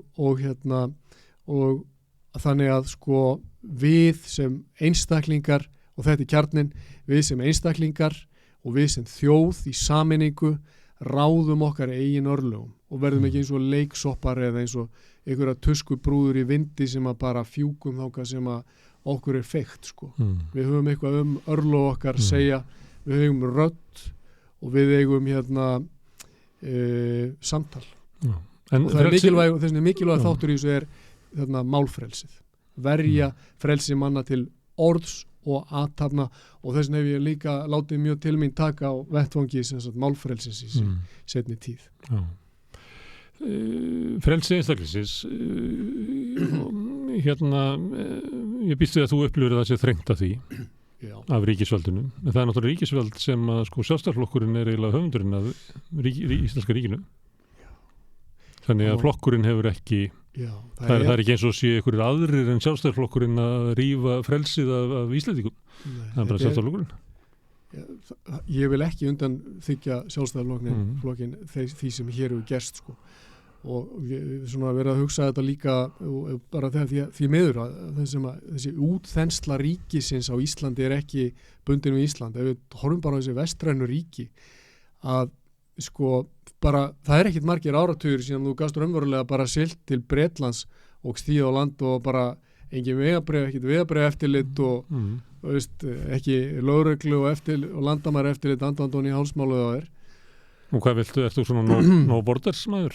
Nei, ég veit ekki en ég er að segja allt þetta ríkisbákn hefur svo þanist út svo svakalega á síðustu áratugum að við höfum í raun og veru þetta er bara eins og í sögunum Frankenstein líku við ég meina þú ferð að stað með einhverjar hugsjónir og án og veist af er bara skrímslið fara að reyna að stjórna þér þannig að þetta er orðin einhver uppvakning. Hvað er að tala við erum með heilbrigðiskerfi, þú vilt ekki henda því?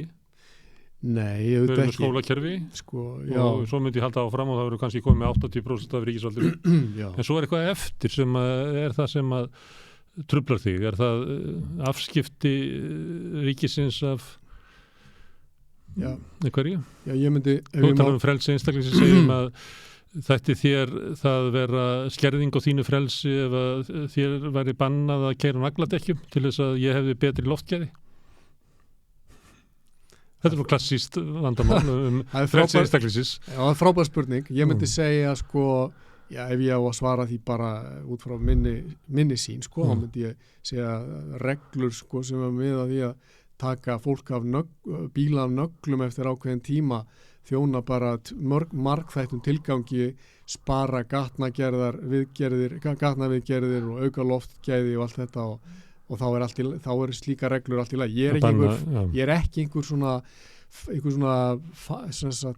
ofsa maður í þessu eða aðhyllist engar öfgar í þessu tilliti en að því hún nefnir svona menntakerfið og heilbrigðiskerfið þá las ég fyrir nokkrum árum síðan merkilega bók eftir bandarískennar sem heitir Gatto og ég held ég geti fullyrt að Gatto hann var mjög vinsæll kennari og hann var demokrati og hafði unnið í skólum í New York í áratugi en hann segir meðal annars að menntakerfi nútímans er að bregðast börnum og þetta tekur 100 klukkustundir að kenna börnum að reikna og skrifa og þetta tekst íslensku menntakerfi því miður ekki en svo erum við að heyra svona samtölu eins og ég heyrði daginn amma segir 10 ára gamalt barn veistu hvað er pan og amman svona vissi ekki hvað hann að segja og veistu hvað er stálp og eitthvað svona og það er skólakerfi, við erum búin að búa til skólakerfi sem er að eyða dýrmætum tíma í þetta sko en getur ekki í rauninni kennt til dæmis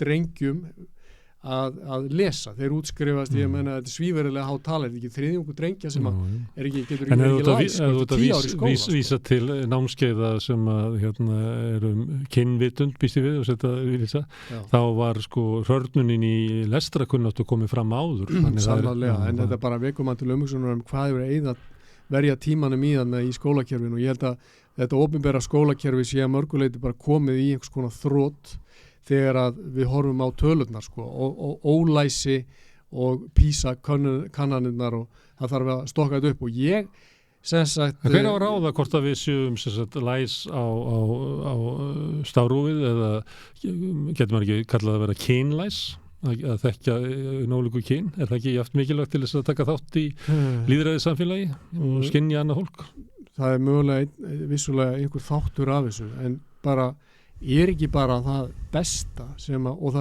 það sem að hefur vald eflt okkur mest í lífinu sennilega er að, ég tala allavega fyrir mig er ég lærið að lesa sko, ég læri að afla mér upplýsinga og get verið þáttakandi í lýðræðislegri umræðu og hvaða er að mörguleiti þá vald hamlandi fyrir ungt fólk að hafa ekki náð nægilega góðum tökum á lestri hafa ekki nægilega svona burði fyrir vikið til þess að geta einmitt sko, fylgst með mynda sér skoðanir á sjálfstæðan hátt og svona að þetta er svona ég fór bara en af hverju hefur skólakerfið brugðist þessu liti? Er það vegna þess að fólk eru upptekið bara vitlausum hlutu? Þú svolítið alltaf því fram? Já, ég held að við þurfum í rauninni að íta burtu öllu þessu svona sem að kannski við getum ekki kallað sem ég geti kallað sko aukaatriði og einbytta okkur að kjarnaatriðum og valdefla þessa krakka okkar sko í þessu sko þau náðu tökum á því sem við getum kallað grundvallar færni bara í lífinu að reikna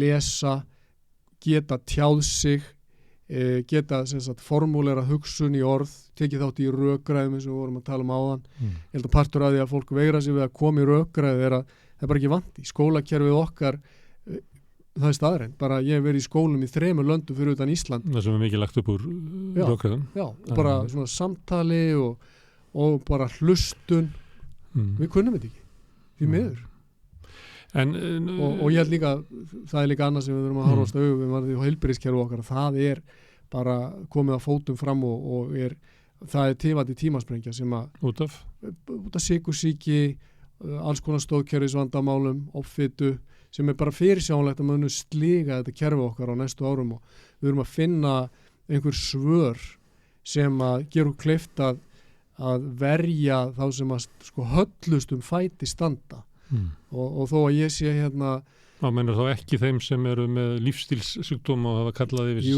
Jú, vissulega, en ég held að við megum samt sko minna fólk á það að við berum ábyrgð okkar eigin heilsu og við getum ekki svona, við þurfum að hugsa alveg 2 leiki fram í tíma. En hvað gerir við þann sem kemur til læknisins og hefur er offeitur og fíkill og allt sem að fólk vildi segja sig honum sjálfum að kenna? Hvað ætlar að gera við hann? Segja farðu undir brúnna og við komum með teppi og kakóhandaður en þú farið eitthvað þjónustu?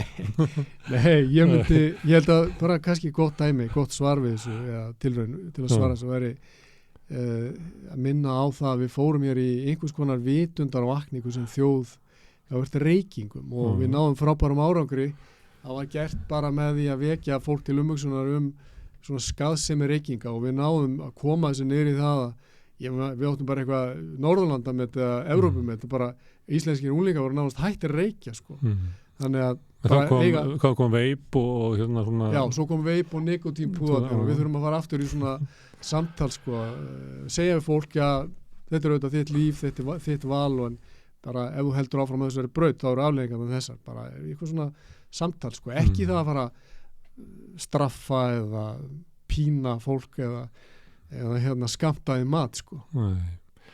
Stundum þú maður hlustar á þig að þá ertu eins og sért að horfa á samfélagið sem að breytast og þau líkar ekki við hvernig það að breytast. Það alveg klárt. Já, Svo, ég það bara þannig. Ég er ekki maður nostalgíunar. Ég vil ekki skilgreina mig þannig. Ég átta mig á því að samfélagið okkar er að breytast og ég sé að það er að breytast mjög hratt, en ég held að út frá anda eitthvað svona klassísks íhalds að þá verðum við að nota það besta úr fortíðinni, ekki það versta því að það var margt mjög vont í gamla Íslandi. Þú veist, alls konar fákeppni, alls konar miðstýring og slíkt sem að ég vil ekki, og einsleitni sem að ég er ekki talsmaður fyrir, en við verum að færa með okkur arf þess besta inn í framtíðina til að styðja við. Þú þarf ekki að útskýra þetta fyrir sósíalistum, við viljum draga það besta út úr verkalýðsbaráttu 20. aldarinnar, en það þýðir ekki að við viljum að allir verið út í buxum, Nei. Ég held að allir fara að reykja með börnin í bílnum, það er ekki þannig.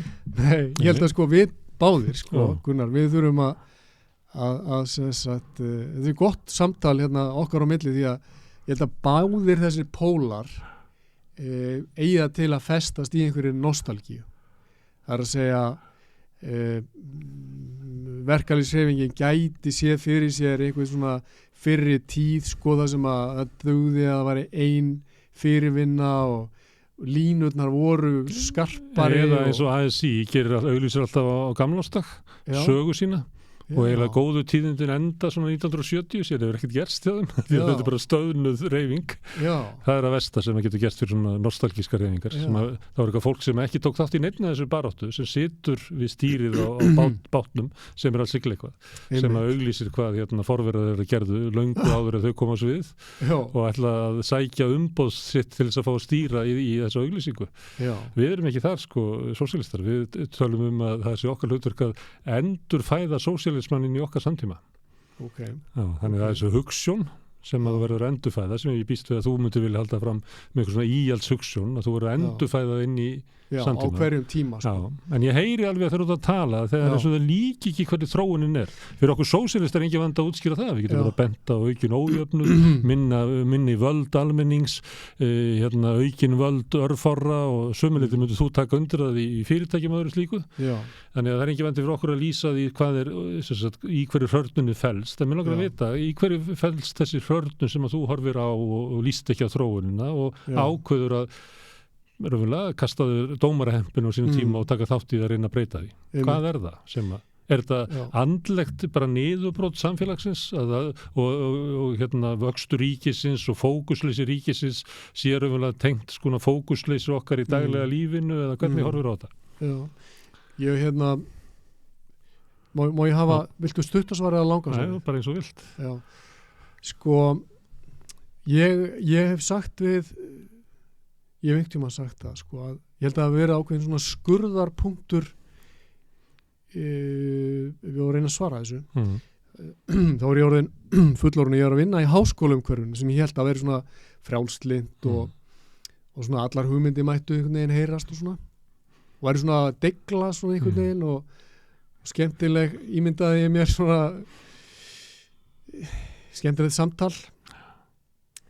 En ég áttaði mig á því að það var alls ekki þannig og það var rosalega einsleitni og svona, ég kallaði þetta monokultúr og það var ákveðið svona, ég fór út af teinunum einn daginn og stendi ég við kaffivélina og það kemur samstarfsmaður minn að mér og stendur svona fyrir aftan mig og kaffi að renna í bollan og hann fyrir að tala um það að við verðum bara að stoppa þetta. Stoppa hvað sé ég? Já, bara það er þessi maður hann er að tala um þetta og hitt og þetta bara, þetta er við höfum ekki að líða þetta, við höfum að stoppa þetta og ég bara klára að horfa á kaffi renni í bollan og ég hugsa ég er ekkit í einhverju endilega liði með þér að fara að segja öðru fólki hvað það má segja og gera og ég ætla ekki að munstra mig borði í þennan bát þannig að þá fór ég svona yfir einhver svona mótþróa gír og segi bara ég ætla ekki að stýra öðru fólki og það er það sem að í rauninni íti mér út úr út úr þessu þægilega embætti sem ég var í yfir í það að vera þáttakandi í svona umræðu er að það sem er að gerast og ég vona að flesti séu að átta sig á því er að það er undiralda í samfélaginu sem að er reyna að stýra þetta er svona valdbóðs undiralda þetta er svona stjórn þetta er svona hvert er fína orðið yfir það á íslensku þetta er svona valdbóðs stjórnmál sem að vilja sko hafa vit fyrir okkur ég sé fyrir mér stjórnmálin þannig að þau vaxi úr grasrótinni og upp og veiti valdhöfunum aðhald, skiptum valdhafa en að við séum ekki með fólk á toppnum sem veit allt best og ætlar að fara að segja okkur litla fávísa fólkinu hvað við megum segja, gera og hvert við megum ferðast og klæða okkur og svo framvegis. Þannig að ég skynja og ég veit ekki hvort þú getur tekið undir þetta en ég skynja í fæðingu svona einhvers konar fasisma sem að ég óttast og í dag var merkileg kona Laura Dodsworth, hún skrifaði bók og gaf út árinu 21 sem heitir A State of Fear og Laura á margar alveg frábæra setningar í þessari bók. Ein setningin er ég áttaði mig á því þegar koronaveiran brast á og við fórum að heyra tilkynninga frá stjórnvöldum hvernig við ættum að hegða okkur, hvar við ættum að halda okkur innan veggja og við ættum að klæðast svona þá áttaði mig á því segir Lára og ég tekið undir þetta að ég óttast fasisma meira heldur en ég óttast dauðan ég óttast svona valdbóð stjórnmál meira heldur en ég óttast sjúkdóma og mér finnst þetta svona sterk setning og hún talar til mín og ég held að þetta svona summerið að miklu leitu upp sko. Ég vil leggja mitt að mörkum til þess að standa í vegi fyrir því að þjóðfélagið okkar verði svona einhverju svona fámenni stjórn að bráð það er að segja einhverju svona sérfræðingastjórn sem að lítur engri valdtemprun það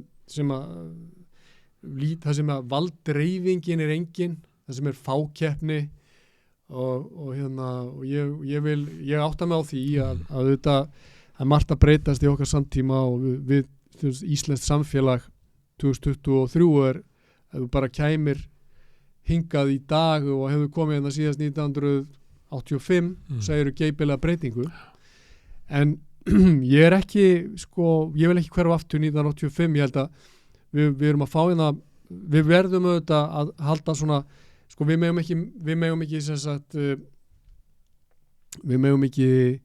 við verðum að viðhalda því besta í íslensku samfélagi samhjálpinni velferðarkerfinu viljum við viðhalda fyrir þá sem að mega sín minnst en við megum ekki opna hér allar flóðgáttir við getum ekki haft bæði velferðarkerfi og opin landamæri ég held að það hljóta allir að skilja það við verum að hafa einhverja stjórn á okkar landamærum og ég fagna því að við fáum hérna fólk til að starfa og auka okkar samfélag sem við í rauninni verða góður og gegnir Íslendingar styðja þetta samfélag og ég ímynda mér kannski er þetta einhver fegruð hugsun mín að margt af þessu fólki er að flýja hingað frá ríkjum þar sem ríkir fátækt og svona harðstjórn að þau hljóti að vilja vera stuðningsmenn okkar í því að byggja hér upp gott samfélag og verja frelsið sem er svo dýrmætt. En það sem þú ert að lýsa svona uppbyggingu fasisma innan lýðræðis samfélaga, þetta er bara umræða sem á sér stað víða og verið bent á minni tolerans fyrir bara andófi og fleira og þá er ég ekkert endilega að tala svona menningarstríðið sem það sem fólk fer í svona sikkura fylkingarna sem að stjórnmálamenn oft nýta sér til þess að koma einhverju sinni stefnu þá er þetta svo sviðsett stjórnmál svona einhverju menningarstríð En það líka þekkt til dæmis eins og eftir 9/11 á Bandaríkjunum, það sem var kannski öflugasta intelligensían á Vesturlöndum sem bara þagnaði, af því að það var ekki boðlegt að gagnrýna ákvarðanir stjórnvalda eftir það að fara í stríð. Þannig að við þekkjum það núna á okkar tímum að ef að þú krefst þess að verði fundið leið til þess að binda enda á stríð í Úkraínu, að þá ertu sakaður að vera að taka afstöðu, og þannig að við þolum ekki einu sinni í okkar samfélagi að vera með klassískan friðarbóðskap. Hann með útýsta því hann bara fittar ekki inn í. Og ég býst við að þeir sem voru með efasemdur ákvarðanir í sambandi við COVID upplifa það sama. Það bara, það er ekki pláss fyrir neinar efasemdir. Og við sjáum þetta líka í þróun ríkja eins og við sjáum Tyrkland og Indland, svona veikari lýðræðisríki sem eru á hraðleið í því að fara í átt til fasisma. Ekki það sem að bírókratarnir stýra, heldur kjörnir fulltrúar sem einhvern veginn tekst, einhvern veginn í andrúm okkar tíma að auka sífellt völd sín. Við upplifum það svolítið hérna með íslensk stjórnvöld að stjórnsýslan líti ekki á að hún sé að þjóna almenningi með upplýsingar. Þetta frekar að láta ráðherrana líta betur út. Við höfum í vandræðum með framsetningu til dæmis húsnæðis- og mannvirkjastofnunar og leigumarkaðinu sem eru bara rangar, því við bara þekkjum leyendur og þetta bara passar ekkert, og það er þú kannast við þetta. Þannig að sumuleyti er samfélagið okkar á einhver leyti eins og við höfum tapað. Ég veit að þú varst að vitna í málfund sem var í gær hjá Málfrelsi, þá talaði hann Viðar Halldórsson líka sem hefur verið að fjalla hinn félagslega galdur sem við höfum mist sjónar á, því við trúum bara á svona tæknilega lausnir og þannig við höfum eiginlega mist sjónar af mikilvægi lýðræðisins, mikilvægi deglunar og umræðina sem að þú ert að kvarta yfir að sé ekki lengur í bátnum hjá Sjálfstæðisflokknum og eitthvað svona. Þannig að sumuleyti þá erum við að lifa þessa tíma. Og það getur við alveg verið sammála að það er eitthvað svona blær í þessum tímum sem er í þess áttina. En svo þegar við kannski förum að tala issue það sem okkur finnst kreppa að, þá verðum við kannski ósammála hvar við sjáum birtingamyndirnar, það sem eru sárastar. Við gætum, ég sagði stundum við nemendum mína þegar ég var að kenna, að við getum verið, við gætum Gunnar verið sammála hvert við viljum fara, hvernig samfélag við sjáum fyrir okkur, en við erum kannski ósammála leiðirnar sem við viljum fara. Ég er ekki sammála þessu. Þú ert ekki sammála? Ég er þessum ósammála hvert við viljum fara. Allavega þegar ég tala við Sjálfstæðismenn, þeir segja þetta oft, eins og við séum öll á sömu leiðina og ég segi bara, nei, það er ekki rétt í þar. Þú vilt bara búka undir hérna ríku og svona, þú selum með það ekki að við viljum fara sömu leið. Nei, en við getum rætt það þá bara síðar En ég held eins og að í sambandi við frelsi einstaklingsins að ég held allir svona róttæki sósíalistar í heiminum viti það, þeir eru yfirleitt missa fyrstir málfrelsið, þannig að það er okkur lífsnauðsilegt að fá að halda út í samstöðinu og spjallin okkar á þess að Facebook sitja okkur hatt eða Google og banna okkur að eiga samtal.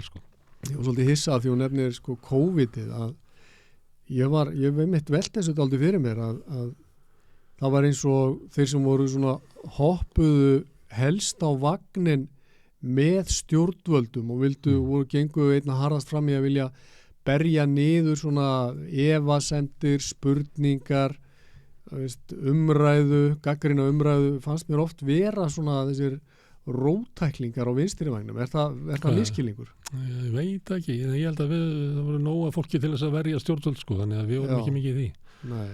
En hitt þegar hins vegar kom krafan að opna, við verðum að opna og það var augljóst að þetta voru hagsmuni ferðaþjónustunda sem voru drífið áfram og þá voru við svona smelli góm.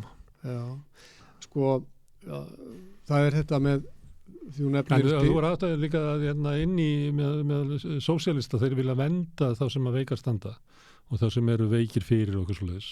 Þannig að við eigum mjög erfitt þegar menn eru byrjað að tala að þeir sem degi bara sem að muni hvort sem er degja. Þú kannast við að svo umræða var líka í gangi á þessu tíma. Við verum að venda eitthvað sem líf sem að væri ekki þessu virði, við getum ekki tekið þátt í því, Nei, og ekki ég heldur, þetta var stór hugmynd, í Þriðja ríkinu, það er að segja að líf, hvernig þetta var eitthvað frasi sem er eins og þú getur ekki ákvörðun líf einhvers annars, að það er ekki þessu virði, að þeir eru með undirliggjandi sjúkdóma, þitt líf er bara ekki þessu virði að við vendum það. Þú heyrði þessu umræðu á COVID-tímanum? Já, ég held að í vestu útgáfu hefur þetta örugglega heyrst, en þetta er náttúrulega ljót hugsun, ég meina ég og þú erum ekki að fara að taka ákvörðun það hvort að Pétur og Páll eigi að fá að lifa eða deyja, og eða hvort að gamlir eða þroskaheftir eða hvernig sem það er að njóta minni réttinda en aðrir. En þriðja ríkið sko, að því hún nefnir Tyrkland og svona ríki sem að standa höllum fæti, veik lýðræðisríki, ég held að reyndar mjög mörg af þeim ríkjum sem við töldum að vera traustur lýðræðisríki er að færast yfir í að vera bara afhjúpast sem veik lýðræðisríki. Og það í mínum huga afhjúpaðist það vel í þessu kófi, þar sem að sko í þriðaríkinu var sko stjórnarskráin og lögbundin vernd almennings í rauninni afnumin í krafti undantekningar ástands. Undantekningin gerur okkur kleift sögður að afnema sko stjórnarskrána, afnema réttaríkið eins og við höfum verið að starfrækja það og afnema bara lýðræði og koma á einhvers konar alræði. En Arnar, að sumuleyti þetta saga stjórnmála síðustu ára og áratuga. Til dæmis í Bandaríkjunum, þau þurfu alltaf að vera í einhverju stríði til þess að auka völd forstans. Og við finnum það bara núna að ríkisstjórnin er eiginlega háð í að skilgreina einhvern neyðarástand til þess að bara byggja upp lögmæti sitt. Ef það er ekki COVID, þá er það bara verðbólgan eða eitthvað sem er alltaf að bjarga okkur frá einhverju. Alltaf einhver krísa og eitthvað neyðarástand sem þarf að bregðast við og réttlæti þó alls konar aðgerðir af hálfu ríkisstjórnarina sem að þá bitna meðal annars á launafólki hart og fjölskyldum og fyrirtækjum í þessu landi sko. Þannig að þetta er eitthvað sem að við þurfum að vera með kveikt á perunni með þegar fólk fyrir að segja að þetta eru fordæmalausi tímar eða það er neyðarástand eða eitthvað svona, að segja bara en við ætlum samt ekki að henda út gluggan því dýrmætasta sem við eigum sem er bara mannréttindavendin okkar, borgaralegt frelsi, Réttu verkalýsið til að fara í verkfall. Það var nú talað um það þegar Efling var í verkfalli, það ætti bara að bannaði með að fara í verkfall. En það samt það í grundvöllum borgarleg samfélags rétturinn til þess að fara í verkfall. Og málfrelsið. Málfrelsið. Að allt þetta bara, allt þetta í rauninni allt í einu, bara eins og hendi sér veifað, þá stöndum maður frammi fyrir því að þessi fínu orð, líðræði og réttaríki og mannréttindi standa á miklu veikari grunni heldur maður hefði ímyndið sér. Og bara svona sem lítið dæmi og ég fagna því að þú sért hérna með samstöðuna vegna þess að þetta veiti manni svona ákveðna vonum það að fjölmiðlar sko veiti hér viðnám og útvarpi röddum sem heyrast annars ekki, þannig að í kófinu urðu fjölmiðlar alveg svakalega meðvirki með stjórnvöldum. Þú heyrist nú í það. Ég veit ekki, mér leið á einu, ég held að ég hafi í rauninni, ég var settur í einhvers konar fjölmiðla pásu held ég eftir að ég fór að tala um ég kom í viðtöl fyrst á Bylgjunni með Tómasi, lækna Tómasi í desember 21 og þegar ég upplýsti Tómas um það að bóluefnin sko verðu ekki fyrir smiti og kem ekki veg fyrir að fólk yrði veikt að þá höfðu þeir ekki lengur mikinn húmor fyrir mér á Bylgjunni. Ég fór ekki þangað heilt ára eftir, það held að vera rúmlega ár sem ég var ekki boðið. Ég er lögfræðingur sko, ég vissi þetta sem að Tómas vissi ekki og síðan fór ég á Rás 2, þá var ég búin að skrifa bréf út af því að ég var að vara við því að börn yrðu sprauta með þessum mRNA bóluefnum og það þótti mjög ljótt og vafasamt að ég væri að leyfa mér það sko, en staðreyndin er samt svo að börn voru í engri hættu af kórónuveirunni. Það var vitað þegar ég var að skrifa þetta, það var líka vitað þarna desember 21, janúar 22 að það voru alls konar aukaverkanir mögulega bundnar við þessi bóluefni og heilbrigðisráðherra Þýskalands var bara að segja það bara núna fyrir einhverjum fáum dögum að 1 af hverjum 10.000 sem fær þessar sprautur verður fyrir alvarlegum aukaverkunum og hann er í rauninni að biðjast afsökunar á því að það hafi verið gengið svona hart fram. En hér voru fjölmiðlarnir í mikilli meðvirkni og bara spilu bara rassinn og buxunum vil ég segja, en ég ætla að nefna eitt í viðbót. Og það gerist að fjölmiðlarnir raunverulega verja stefnu stjórnvalda og reyna að búa til sáttum hana í samfélaginu. Það það er eiginlega svona eðli fjölmiðla því miður að það er að gera þetta. Þeir verða bara svona einhvers konar lúður stjórnvald. Já, þú bara getur hlustaði bara vikuna með gíslamertinni. Ég voru aldrei á það. Verða að selja það sátt samfélagi sem við býrðum.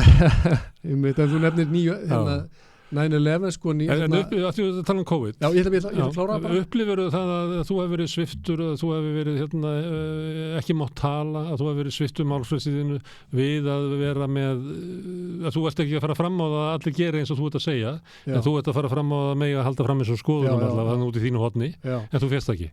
Já, sko, ég hefði gaman að ræða einhvern tíma við einhvern starfsmann á Ríkisútvarpinu eða bylgjunni, bara var eitthvað listi í gangi sko, við þá sem mátti tala við og mátti ekki tala við.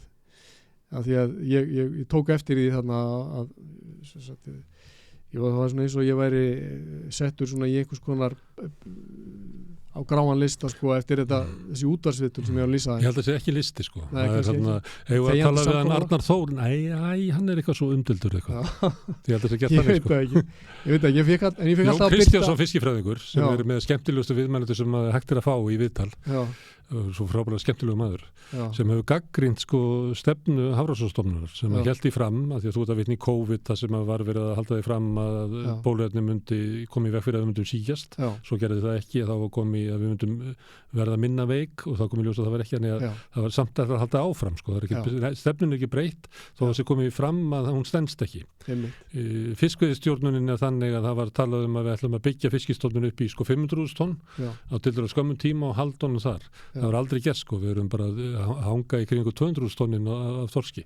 Hann hefur gagnrýnt þetta allan tíman og hann segir sko að hann hafi komið síðast í viðtal við Ríkisútvarpið sko einhvern tímann aldamótin. Já, það er bara svo leiðis.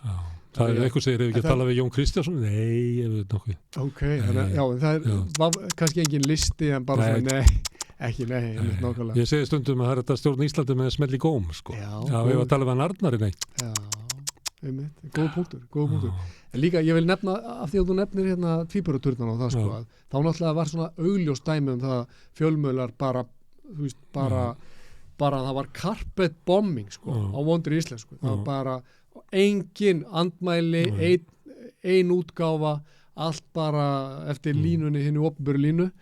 Þannig að þá, ég sammálaðir með þetta. Þetta er svona ákveðin háski sem að við stöndum Magnús Bernason sem er sérfræðingur í Miðausturlöndum, hann sagði þetta ágætlega á 20 ára afmælinu. Hann sagði að fyrst töluðu blaðamenn við hérna okkur sem að vorum sérfræðingar á svæðinu, en að því að engin okkar stutti þetta stríð, að það var bara hægt að tala við okkur. Og þá var bara að tala við þá sem hefði ekkert vita á þessu svæði sko. Frá hans sjónarhóli og ég held að það sé bara rétt í honum. Að endanum er það bara þeir sem að gaspra bara línuna að það er að tala við þá.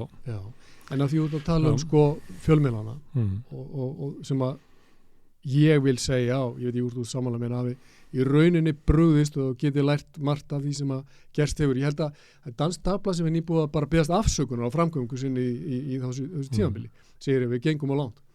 Eitt rosalega alvarlegt, ég vil segja það að ég vona sem flestir heyri þetta og einn mestu vonbrigðin í öllu þessu tímabili er svo staðreynd að lögfræðingar á Íslandi sem að telja sennilega, ég myndi giska á að hljótu vera 1500 í það minnsta, þeir brugðust algjörlega og þeir hafa með sér félög, dómarafélagið, lögmannafélagið og lögfræðingafélagið og ég er að segja þetta við þig, ég hef sagt þetta við kollega mína í þessum félögum og meðal annars formann lögmannafélagsins sem er reynd að sammála mér að með mestu vonbrigðin og eitt af alvarlegasta sem ég tek út úr þessu er að það hafi verið hægt að afnema hér í rauninni stjórnarskrár varin réttindi, taka stjórnarskránu sambandi af þessu tilefni út af veiru sem var hættulaus fyrir 99% fólks, það þurfti ekki meira til, að þessi félög, þeim tókst það og einhver tíma síðar verður það skrifað að halda þess ráðstefnu undir merkjum lagadagsins haustið held ég núna 22 á þess að minnast einu orði á það að réttaríkinu var kippt úr sambandi í allan tíma á Íslandi og það er vakandi umræðum þetta í flestum ríkjum í kringum okkur, meðal annars í Noregi, en hér bara var engin umræða og menn bara láta þess að þetta hafi ekki gerst, því þetta svona, kannski þetta bara eitthvað feimnismál eða eitthvað, en ég ætla ekki að rósa sjálfum mér, en það voru, fyrir utan mig voru bara eru þeir kannski teljandi fingrum annarra handar sem að voru að hafa orð á þessu og þá höfðu fjölmiðlandi kannski mátt svona veit okkur meiri aðgang að svona hljóðnemannum. En Moggiinn vissulega gerði það. En síðan er þetta varað einu megin. Já. Þar er fólk sem lagði áherslu á alvarleika COVID og afleiðinga þess. Já. Og það segir eftir að allt var sleppt lausu, bara öllu hætt hérna fyrir svona árið síðan, eða 2 árum. Já. Að þá er ekki talað um það öllu þessi, það dóu náttúrulega allir eftir það. Já. 90% af þeir sem dáu COVID dóu eftir að það var öllu aflétt. Já. Og umfram dauðsföllur eru miklu meiri, að það er umvel að núna er algjörð þöggun í kringum alvarleika sjúkdómsins, þannig að það skiptir ykkur máli hvað skoðanir við höfum eða hvað við höfum að segja. Ég er að benda á það, að það er ekki pláss fyrir önnur viðhorf í umræðinni. Algjörlega. Þetta er mjög merkilegt. Þannig að fyrst ættum við kannski að fá að berjast fyrir því að hafa umræðuvettvang, svo getum við farið að deila hvað hefur rétt fyrir sér. Já, á ég ekki bara stofna hérna podcast líka, hvað heitir þetta sem þú ert með? Podcast. Já, vídeopodcast. Þá ég ekki bara gera það líka. Og enda með því að allir verða sinn fjölmiðlar. Já, henni er það ekki frábært. Pældi því, sko, það var einhver að segja þetta, þegar við erum orðnir sko okkar eigin fjölmiðlar, hvað verður þetta mass media? Þá er ekki til vettvangur hérna á milli okkar, sko. Sem að sumuleyti, ég er gamall blaðamaður. Já. Og sumuleyti finnst mér það gott að massamedian er fallina því að hún er að sumuleyti lígar og þessi mér að segja að hún sé raunverulega að reyna að sætta fólk við ástandi sem það er vegna þess að þetta eru fjölmiðlar hluti af valdinu. Það er bara allir sem hafa unnið á fjölmiðlum bara vita það, þú talar ekki um það, þú hefur allt öðruvísi. Ef ég er blaðamaður, ég get hringt í þig og bara spurt, þú veist, hvernig þú hefur, ég var að spurja það áðan sko hluti sem að þú hefur ekki verið að ræða sko, ég get það því ég er blaðamaður, þannig að maður hefur alveg rosalegt völd og þú veist, og svona getur gert ýmislegt, en þau eru blind fyrir þessu, en þau eru hluti af valdinu og svona megin tilgangu fjölmiðla er að gera allar bara rólega og ánæða með ástæði sem það er. Já. En innan blaðamennskunar er síðan sko hinn gagnrýni þáttur sem er hluti af henni. En maður með ekki rugla þessu tvennu saman. Því að sá hlut er yfirleitt mjög veikur og lítill þáttur af öllu fjölmiðlumhverfinu. Það var þetta podcast að þú segir að þetta var með podcast. Mér besta lýsingin á podcasti var að mannstu allir voru að blogga, þá voru allir menn að skrifa skoðunni sínar. En ef þú ert með podcast, þá þarf þetta alltaf að hlusta á hinn sko. Þetta er síðað blogg. Já, frábært. En heldur að þetta geti orðið sko þá þessi vettvangur þessa þáttar blaðamennskunar og þessi gagnrýni getur podcastið tekið þetta hlutverk að sér og skila því? Ekki á sama hátt, en ég held hins vegar að það sé og hafi orðið til vegna þess að ef þú ert með massamedjuna og við tölum bara svona þátt sem við verum með, að þá í grunninn er hann byggður upp að þú þarft að halda athygli 30 ára og 97 ára sem að sitja í sófánu fyrir framan sjónvarpið. Þannig að öll umfjöllunin miðast við það. Þannig að athyglisspannið er mjög lágt. Þú mátt ekki dvelja við neina fréttnema í 2 mínútur eitthvað svoleiðis. Sem að náttúrulega er ekki að draga neitt vit í gegnum svoleiðis umræðu. Nei. Þú veist eins og manstu eftir hrun þegar fólk hafði trú á því það væri hægt að draga einhverja endurskoðun á samfélaginu í gegnum Silfur Egils. Þetta er náttúrulega bara galin hugmynd af því að Silfur Egils er bara sviðsett umræða og verður bara tótali innihaldslaus ef hún endurspeglar ekki eitthvað sem er út úr þá sko öflugri blaðamennsku. Þú þarf New York Times og Washington Post og allt heila galleri á bak við það til þess að geta verið, en við vorum búin að missa það líka. Kosturum við podcastið er það að við erum ekki með 30 til 97 ára. Einu sem er að horfa á okkur er bara þeir sem hafa áhuga á þínum hugmyndum eða þessu þætti og gefur það okkur meiri tíma og þess vegna getum við talað um hlutina svona meiri dýft heldur en að við getum nokkuð tíma gert í massamedjunni. Það hins vegar gefur sko podcastinu ekki áhrifamáttin sem að massamedjan hafði. Við náum til miklu færri, við náum til þeirra sem hafa áhuga á og mér hefur alltaf fundist það skemmtilegri blaðamennska sko. Já, þú sagðir massamedjan hafði heldur að hún sé deyjandi. Já, hún er dáin. Hún er dáin? Já, hún var bara, þetta var efnaðslegar þetta var eiginlega næstu svona efnaðslega, ég segi ekki tilvílun, en þú veist aldrei hvort var til á undan massamarkaðurinn eða massamedjan, því að massamarkaður þurfti massamedjuna til að selja alla ískápana og það færði auglýsingatekjur til massamedjunar og hún verður eiginlega að springa út þegar allir að fara úr verkalýðsstétt upp í millistétt svona 1950, 1960, 1970 þar sem að fólk þarf aðgengi nýja lífið, hvernig hvað það er, lesa, þú veist, menningaumfjöllunina og leiðarana og skoðaninnar í nýjum heimi og þetta verður til líka á þeim tíma sem er eftirstríðsárin þar sem að einkafyrirtæki gátu tekið á þessu samfélagslegt hlutverk. Þannig að ofan á businessnum hékk samfélagslegt hlutverk sem að margir eigendur reynda að sinna. Eins og ég held að sé ekki þetta gagnrýna, þú veist, New York Times náttúrulega var vilhalt ákveðnum skoðunum og svona, en þeir reynda að sinna þessari samfélagslegu þjónustu fyrir sinn hóp sem eru kannski auður í New York búar og saman með Ost og Post og svo getur haldið svona áfram. Ég er ekki viss að ef að þetta myndi gerast aftur í nútíma kapitalisma, eins og við sjáum þegar Facebook rís upp og Twitter og svona, það sem er í eigu einhverja bara kappója, þeir eru ekkert að hugsa sko samfélagslegt hlutverk sitt. Nei. Bara ekki neitt. Nei. Og það er bara því að sko hugmyndaheimur okkar og samfélagi sem við lifum í núna er allt annað en 1950-1960. Sjálfstæðisflokkur, gamli góði sjálfstæðisflokkur 1950 og 1960 er bara allt önnur dýrategund heldur sjálfstæðisflokkur 2023. Já. Og það er þinn harmur að koma inn í það halda þetta sé gamli góði sjálfstæðisflokkurinn og ert bara komin í skip og þú veist ekki hvert það er að fara. Já. En ef maður vaknar borðið í skipi, sko, þá vill maður vita, býtu hvar er ég, hvert erum við að fara? Og þú ert ekki viss í dag? Nei, það er bara hreinskilna svarið nei, ég er ekki viss, sko. Ég er ekki viss, en við þurfum að, við getum vonandi bara átt samtala þess að allir verði ofsalega reiðir og svona. Sko. Nei. En það er svolítið þannig í dag, að við skiptumst bara í lið og ef þú kastar fram þessum hugmyndum sjálfstæðisflokkinn þá ert að tala gegnum, þá hefur eitthvað móti Bjarna Ben. Já, ég hef ekkert móti Bjarna Ben. Ég meina, Bjarni er bara mjög, hann hefur mjög margt gott fram að færa og er hæfileikaríkur maður, engin spurning, en ég myndi ekki vilja vera hann og bara með jámenn í kringum mig. Nei. Ég myndi ekkit, þú myndir ekki vilja vera fyrirliði í fótboltaliði og enginn má gagnrýna þig ef þú spilar illa eða. Nei. Allir gefa bara á þig. Já, allir gefa á þig alltaf þó að þú kannski eigir slæman dag, sko. Halda áfram að gefa á þig, sko. Já.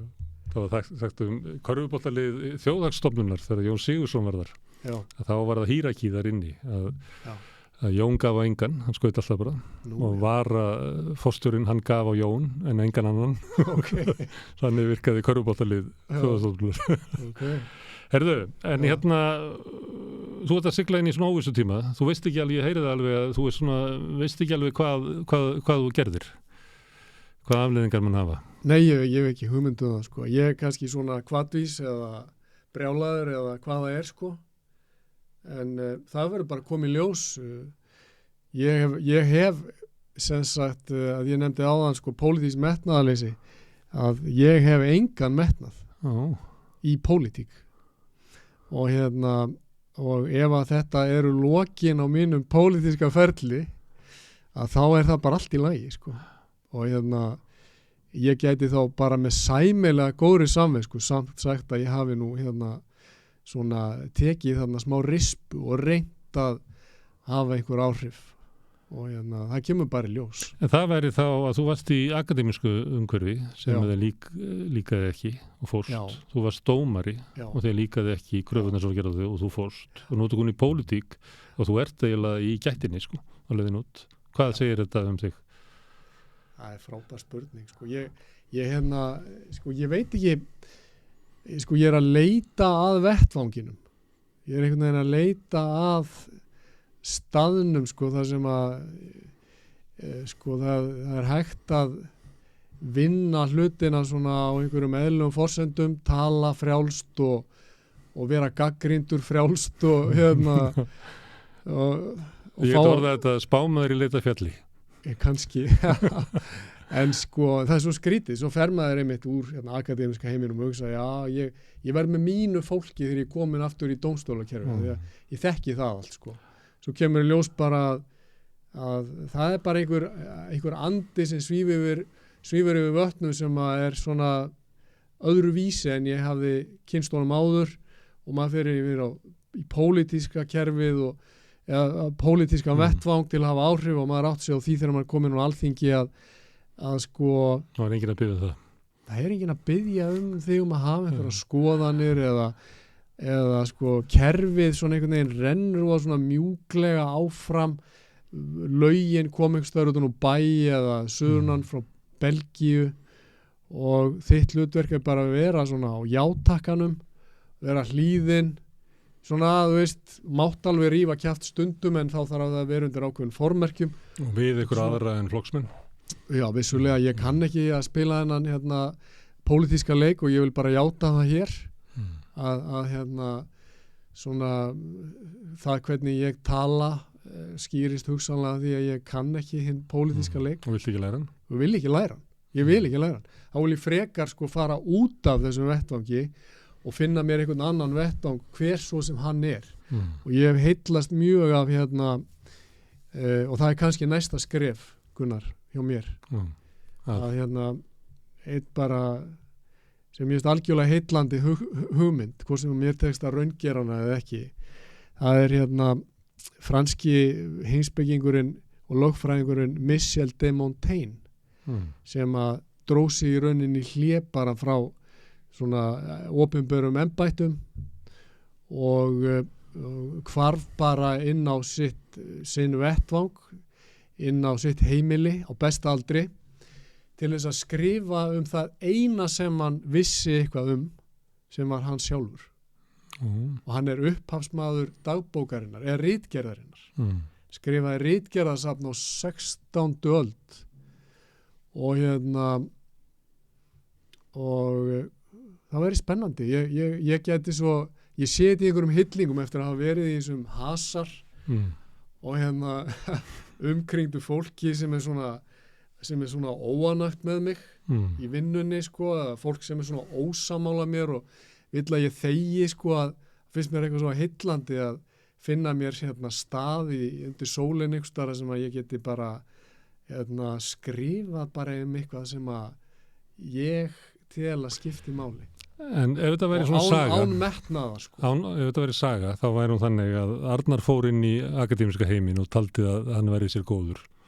Svo fór hann inn í dómaran og hann taldi það sér góður. En það var ófriður þar inni. Svo fór hann í stjórnmálin og það var ennþá meina ófriður. Svo fór hann á einhverju strönd og ætlaði að skrifa sjálfa sig. Þá kostar það því að það var ófriður inn í Arnari. Við litli drengurinn og margir aðrir úlingurinn og fleiri. Og ásækjur. Já, ásækjur. Það er þetta sem þú ætlaðir að gera. Verða feitur á einhverju sólaströnd með kokteil. Kona mín segir þetta við mig sko. Hún segir alltaf þegar ég er að ræða þetta, hún segir bara gleymdu því sko. Þú vilt vera í hasar. Þú verður bara sko horfst í augu við það, segir hún við mig. En hver er vettvangurinn? Ég held allavega ég var fyrir sko, ég er ekki að segja þetta því að ég held að ég sé eitthvað svona frábær. En ég var fyrir vonbrigðum einhvern veginn með andrýmið og svigrúmið sko, inn í akademiska heiminn.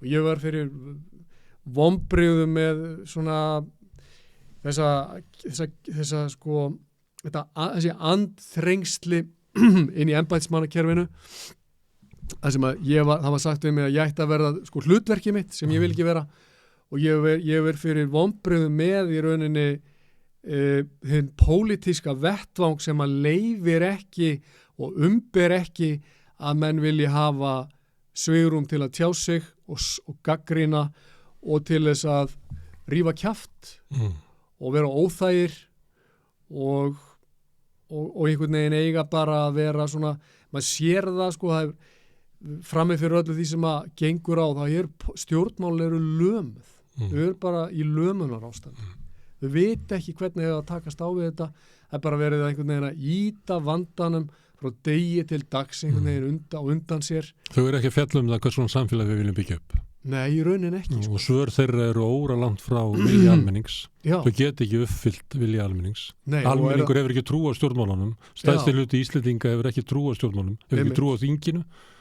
Enga trú á þinginu. Og þannig að sömuleitt erum við svona eins og við erum á barmi þess að vera falli lýðræðisríki. Já, ég sammála. Þegar almenningur hefur ekki trú á lýðræðiskerfinu, það er rosalega háskaleg staða. Alveg hræðileg staða og það er raunverulega sko við bara, það er komin slagsíða á þetta skip ef við notum nú þá myndlíkingu einu svona sko og hún er að verða svo alvarlega, maður sér fyrir sér að það við verðum sokki lýðræðisríki ef ekkert bara gerist sko. Ef það verður ekki einhver vakning inn í stjórnmálaflokkunum eða kannski er ekki einu svona hægt að bjarga þessu stjórnmálaflokkum, kannski verður þetta bara að vera einhvers konar grasrótar vakning sko. Þannig að ég svona... Það verður að vera náttúrulega skipulag sko. Við þekkjum dæmi á sögunni þar sem að fólk rís upp og andmæli stjórnmálum og svona. En ef það er ekki eitthvað skipulag til þess að fylgja þeirri baráttu eftir þá kóðnar það bara niður sko. Það eru anstekkilegustu stjórnvöld sem geta staðið af sér svoleiðis uppþótt.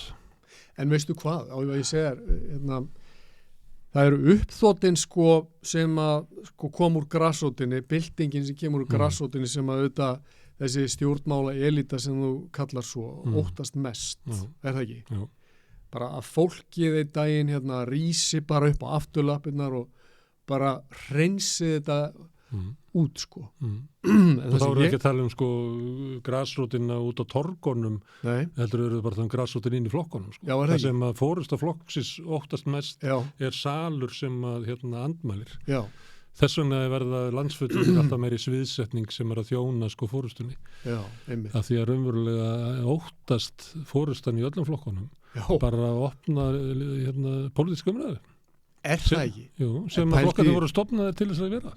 Sko, ég bara svo glaður. Og þeim er ófært að mæta því að samfélagi breytist og tímandi breytast. Já. Og málið er það að flokkunum er ófært að endurskoða hugmyndi sínar vegna þess að það er búið að drepa í þeim degluna.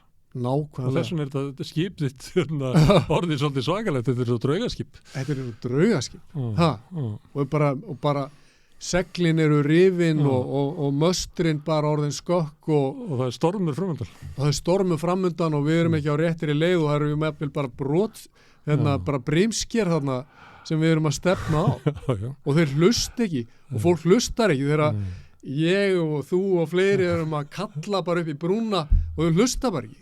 Þau eru bara reið eða móðguð. Eða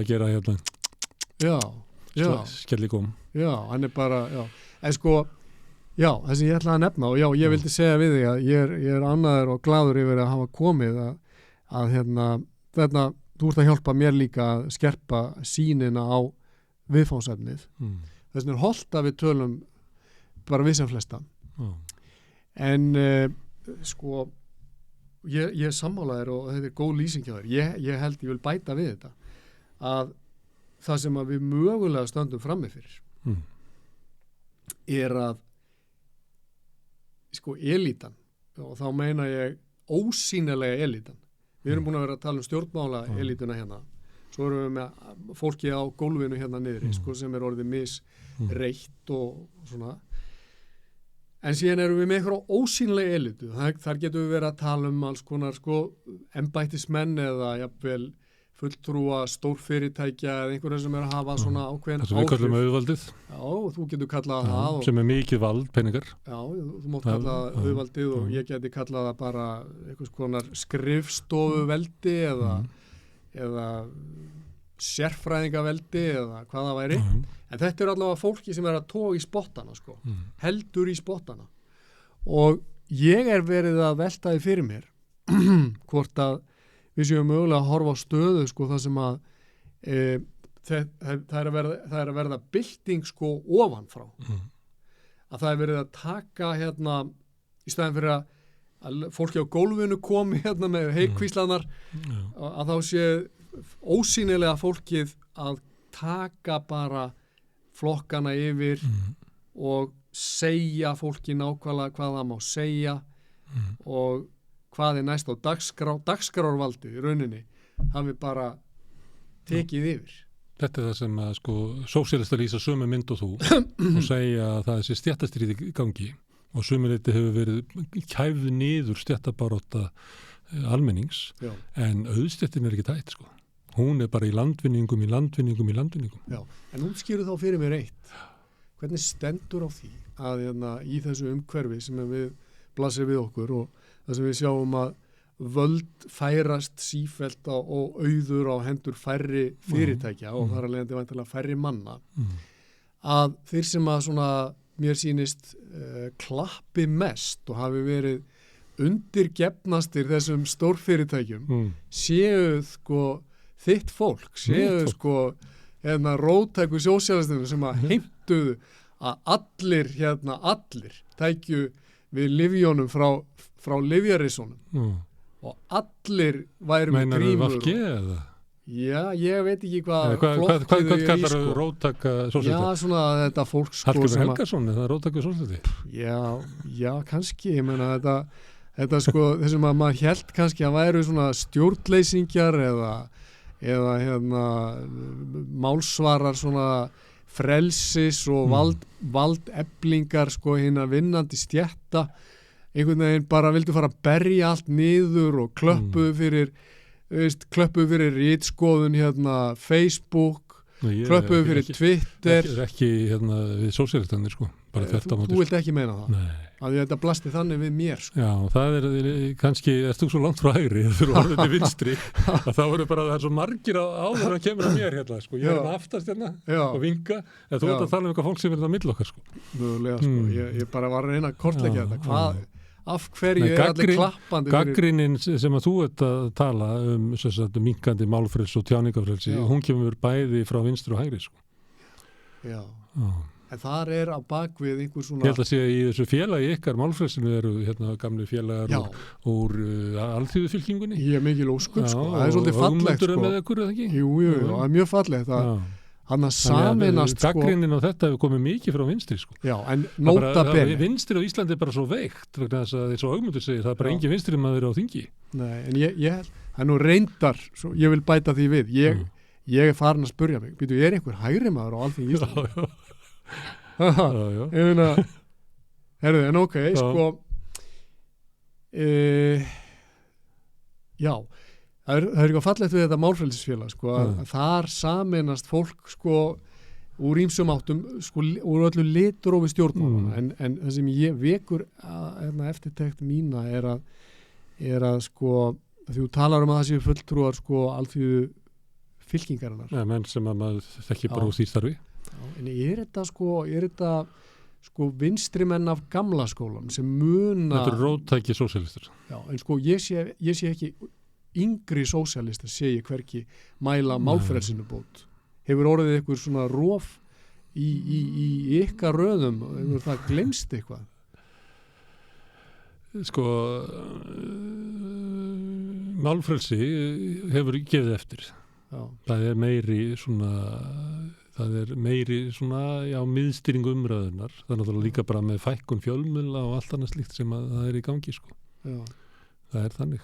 Já. En ég veit ekki hvort að vísa til svona menningarstríð sem er kannski meira ábyrgandi í Bandaríkjunum og svona, það sem er að sumuleyti kynslóðastríð. Já. Það sem er svona yngra fólk sem er í deilu við ykkur, við aldrakallana. Já, ég veit. Og þá snýst það oft það að gagnrýni ykkar, þau upplifa þannig að þið séu að venda ástand sem að var, sem að þau vilja breyta. Þeir eru að venda röddina sem að þið höfðuð, yfirgnæfandi rödd og gott að talaði yfir allt. Okay. Og þið upplifið að það sem verið svift ykkur þeirri rödd, þeirra aðri fá rödd. Okay. Og stundum velti með fyrir sér þegar þú ert að tala um að einfalda skólan og kenna bara það sem að var áðurkent, hvort það sé hluti af þessum átökum séu einmitt þannig að þið, að því að þú sér að við að þið upplifið að það sé verið að taka af ykkur vald sem að þið höfðu áður til þess að geta úrskurðað hvað er satt og hvað er rétt. Svo kemur allir og segir það er bara ólík sjónarmið, þú eru bara að setja við það. Það er bara mikilvægt að fólk sé kynlæst heldur að fólk sé læst á þarfið, segir ykkur. Já, ég myndi að vísa ekki tala ég held að það er ekki bara, er það ekki eitthvað sem við lærum bara, er ekki bara börnin okkar kynlæst bara strax, þurfum að læra það í skólan. ég er ekki viss en ég vil segja eitt sko Já. við þig að sko ég er ekki þetta er allavega bara fínn punktur sko ég ætla ekki að það getur vel verið að sé einhver sannleikskjarn í því að sé einhver svona menn sjá eftir einhverjum í gamla heiminum ég er ekki vissum að ég geri það en ég vil segja bara sko ef ég og þú reynum að fjarlægast þessa nostalgíu og hugsa hvað viljum við að sko viljum við ekki bara sko valdefla einmitt sko einstaklingana alla og alla að allir helst hafi rödd að allir finni hæfileikum sínum svona orku sinni viðnám ná að blómstra fólk sé ekki bara niður í fátækt akkurat þannig að það svifti það tækifærum og börnunum þeirra tækifærum nákvæmlega, ég meina ég held að við séum sammála svo margt í þessu, við þurfum ekki að en síðan, ok en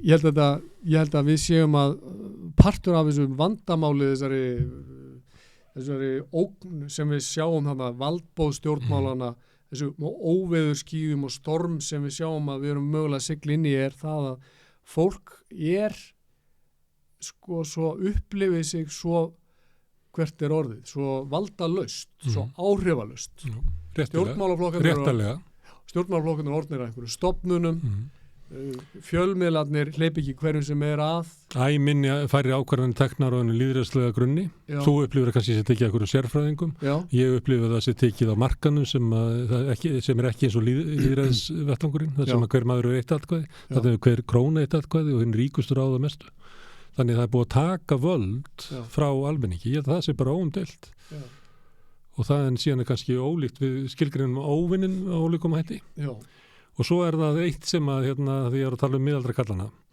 segjum þetta sé vald í umræðinni segjum þetta sé vald í umræðinni og við miðaldra kallandir höfðu mikið vald og okkar sjónamið voru ríkjandi og kannski sérstaklega þín svona kemur frá hægrinu til þess að auka völd annara hópa þá verður það þín völd að vinga en það er bara 100% vald í boði þetta er ekki þannig eins og að bara aukist vald allra þannig að sko tækifæri sem að þú hefur til þess að tala yfir eitthvað eða vitna í því að þetta hafi verið svona eigi vera svona bla bla þau bara minka blessunarlega okkur mest að degi ég held að það sé kannski stærsti munurinn á vinstrinu og hægrinu að við lítum ekki á krakkana sem ógn heldur viljum við deila valdinu í umræðinu með þeim en við lítum á auðvaldi sem ógn ég lít á kannski skrifræðið ég lít á sem ógn og ég lít á allt þetta fólk sem að telur sig að vita betur en ég og þú og vill stýra okkur frá ég er alveg til að vera með þér í þeirri baráttu ég vil líka endurskoða ríkisvaldið, minnst alveg fárar þegar vinstrimenn hlaupa alltaf í vörð fyrir ríkisvaldið minnst alveg sjálfsagt að skoða þú veist,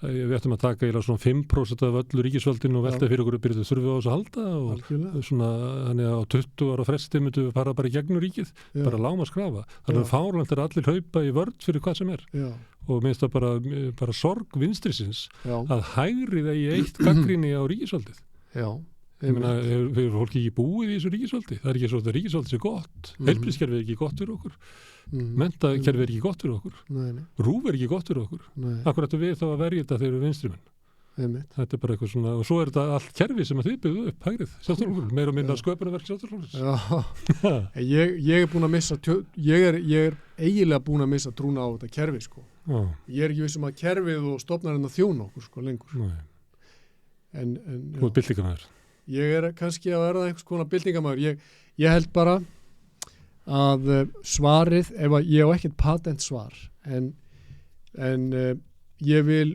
bara hvetja fólk til þess að svona taka þátt í félagsstarfi vera virt í samfélaginu ekki vera laufblað á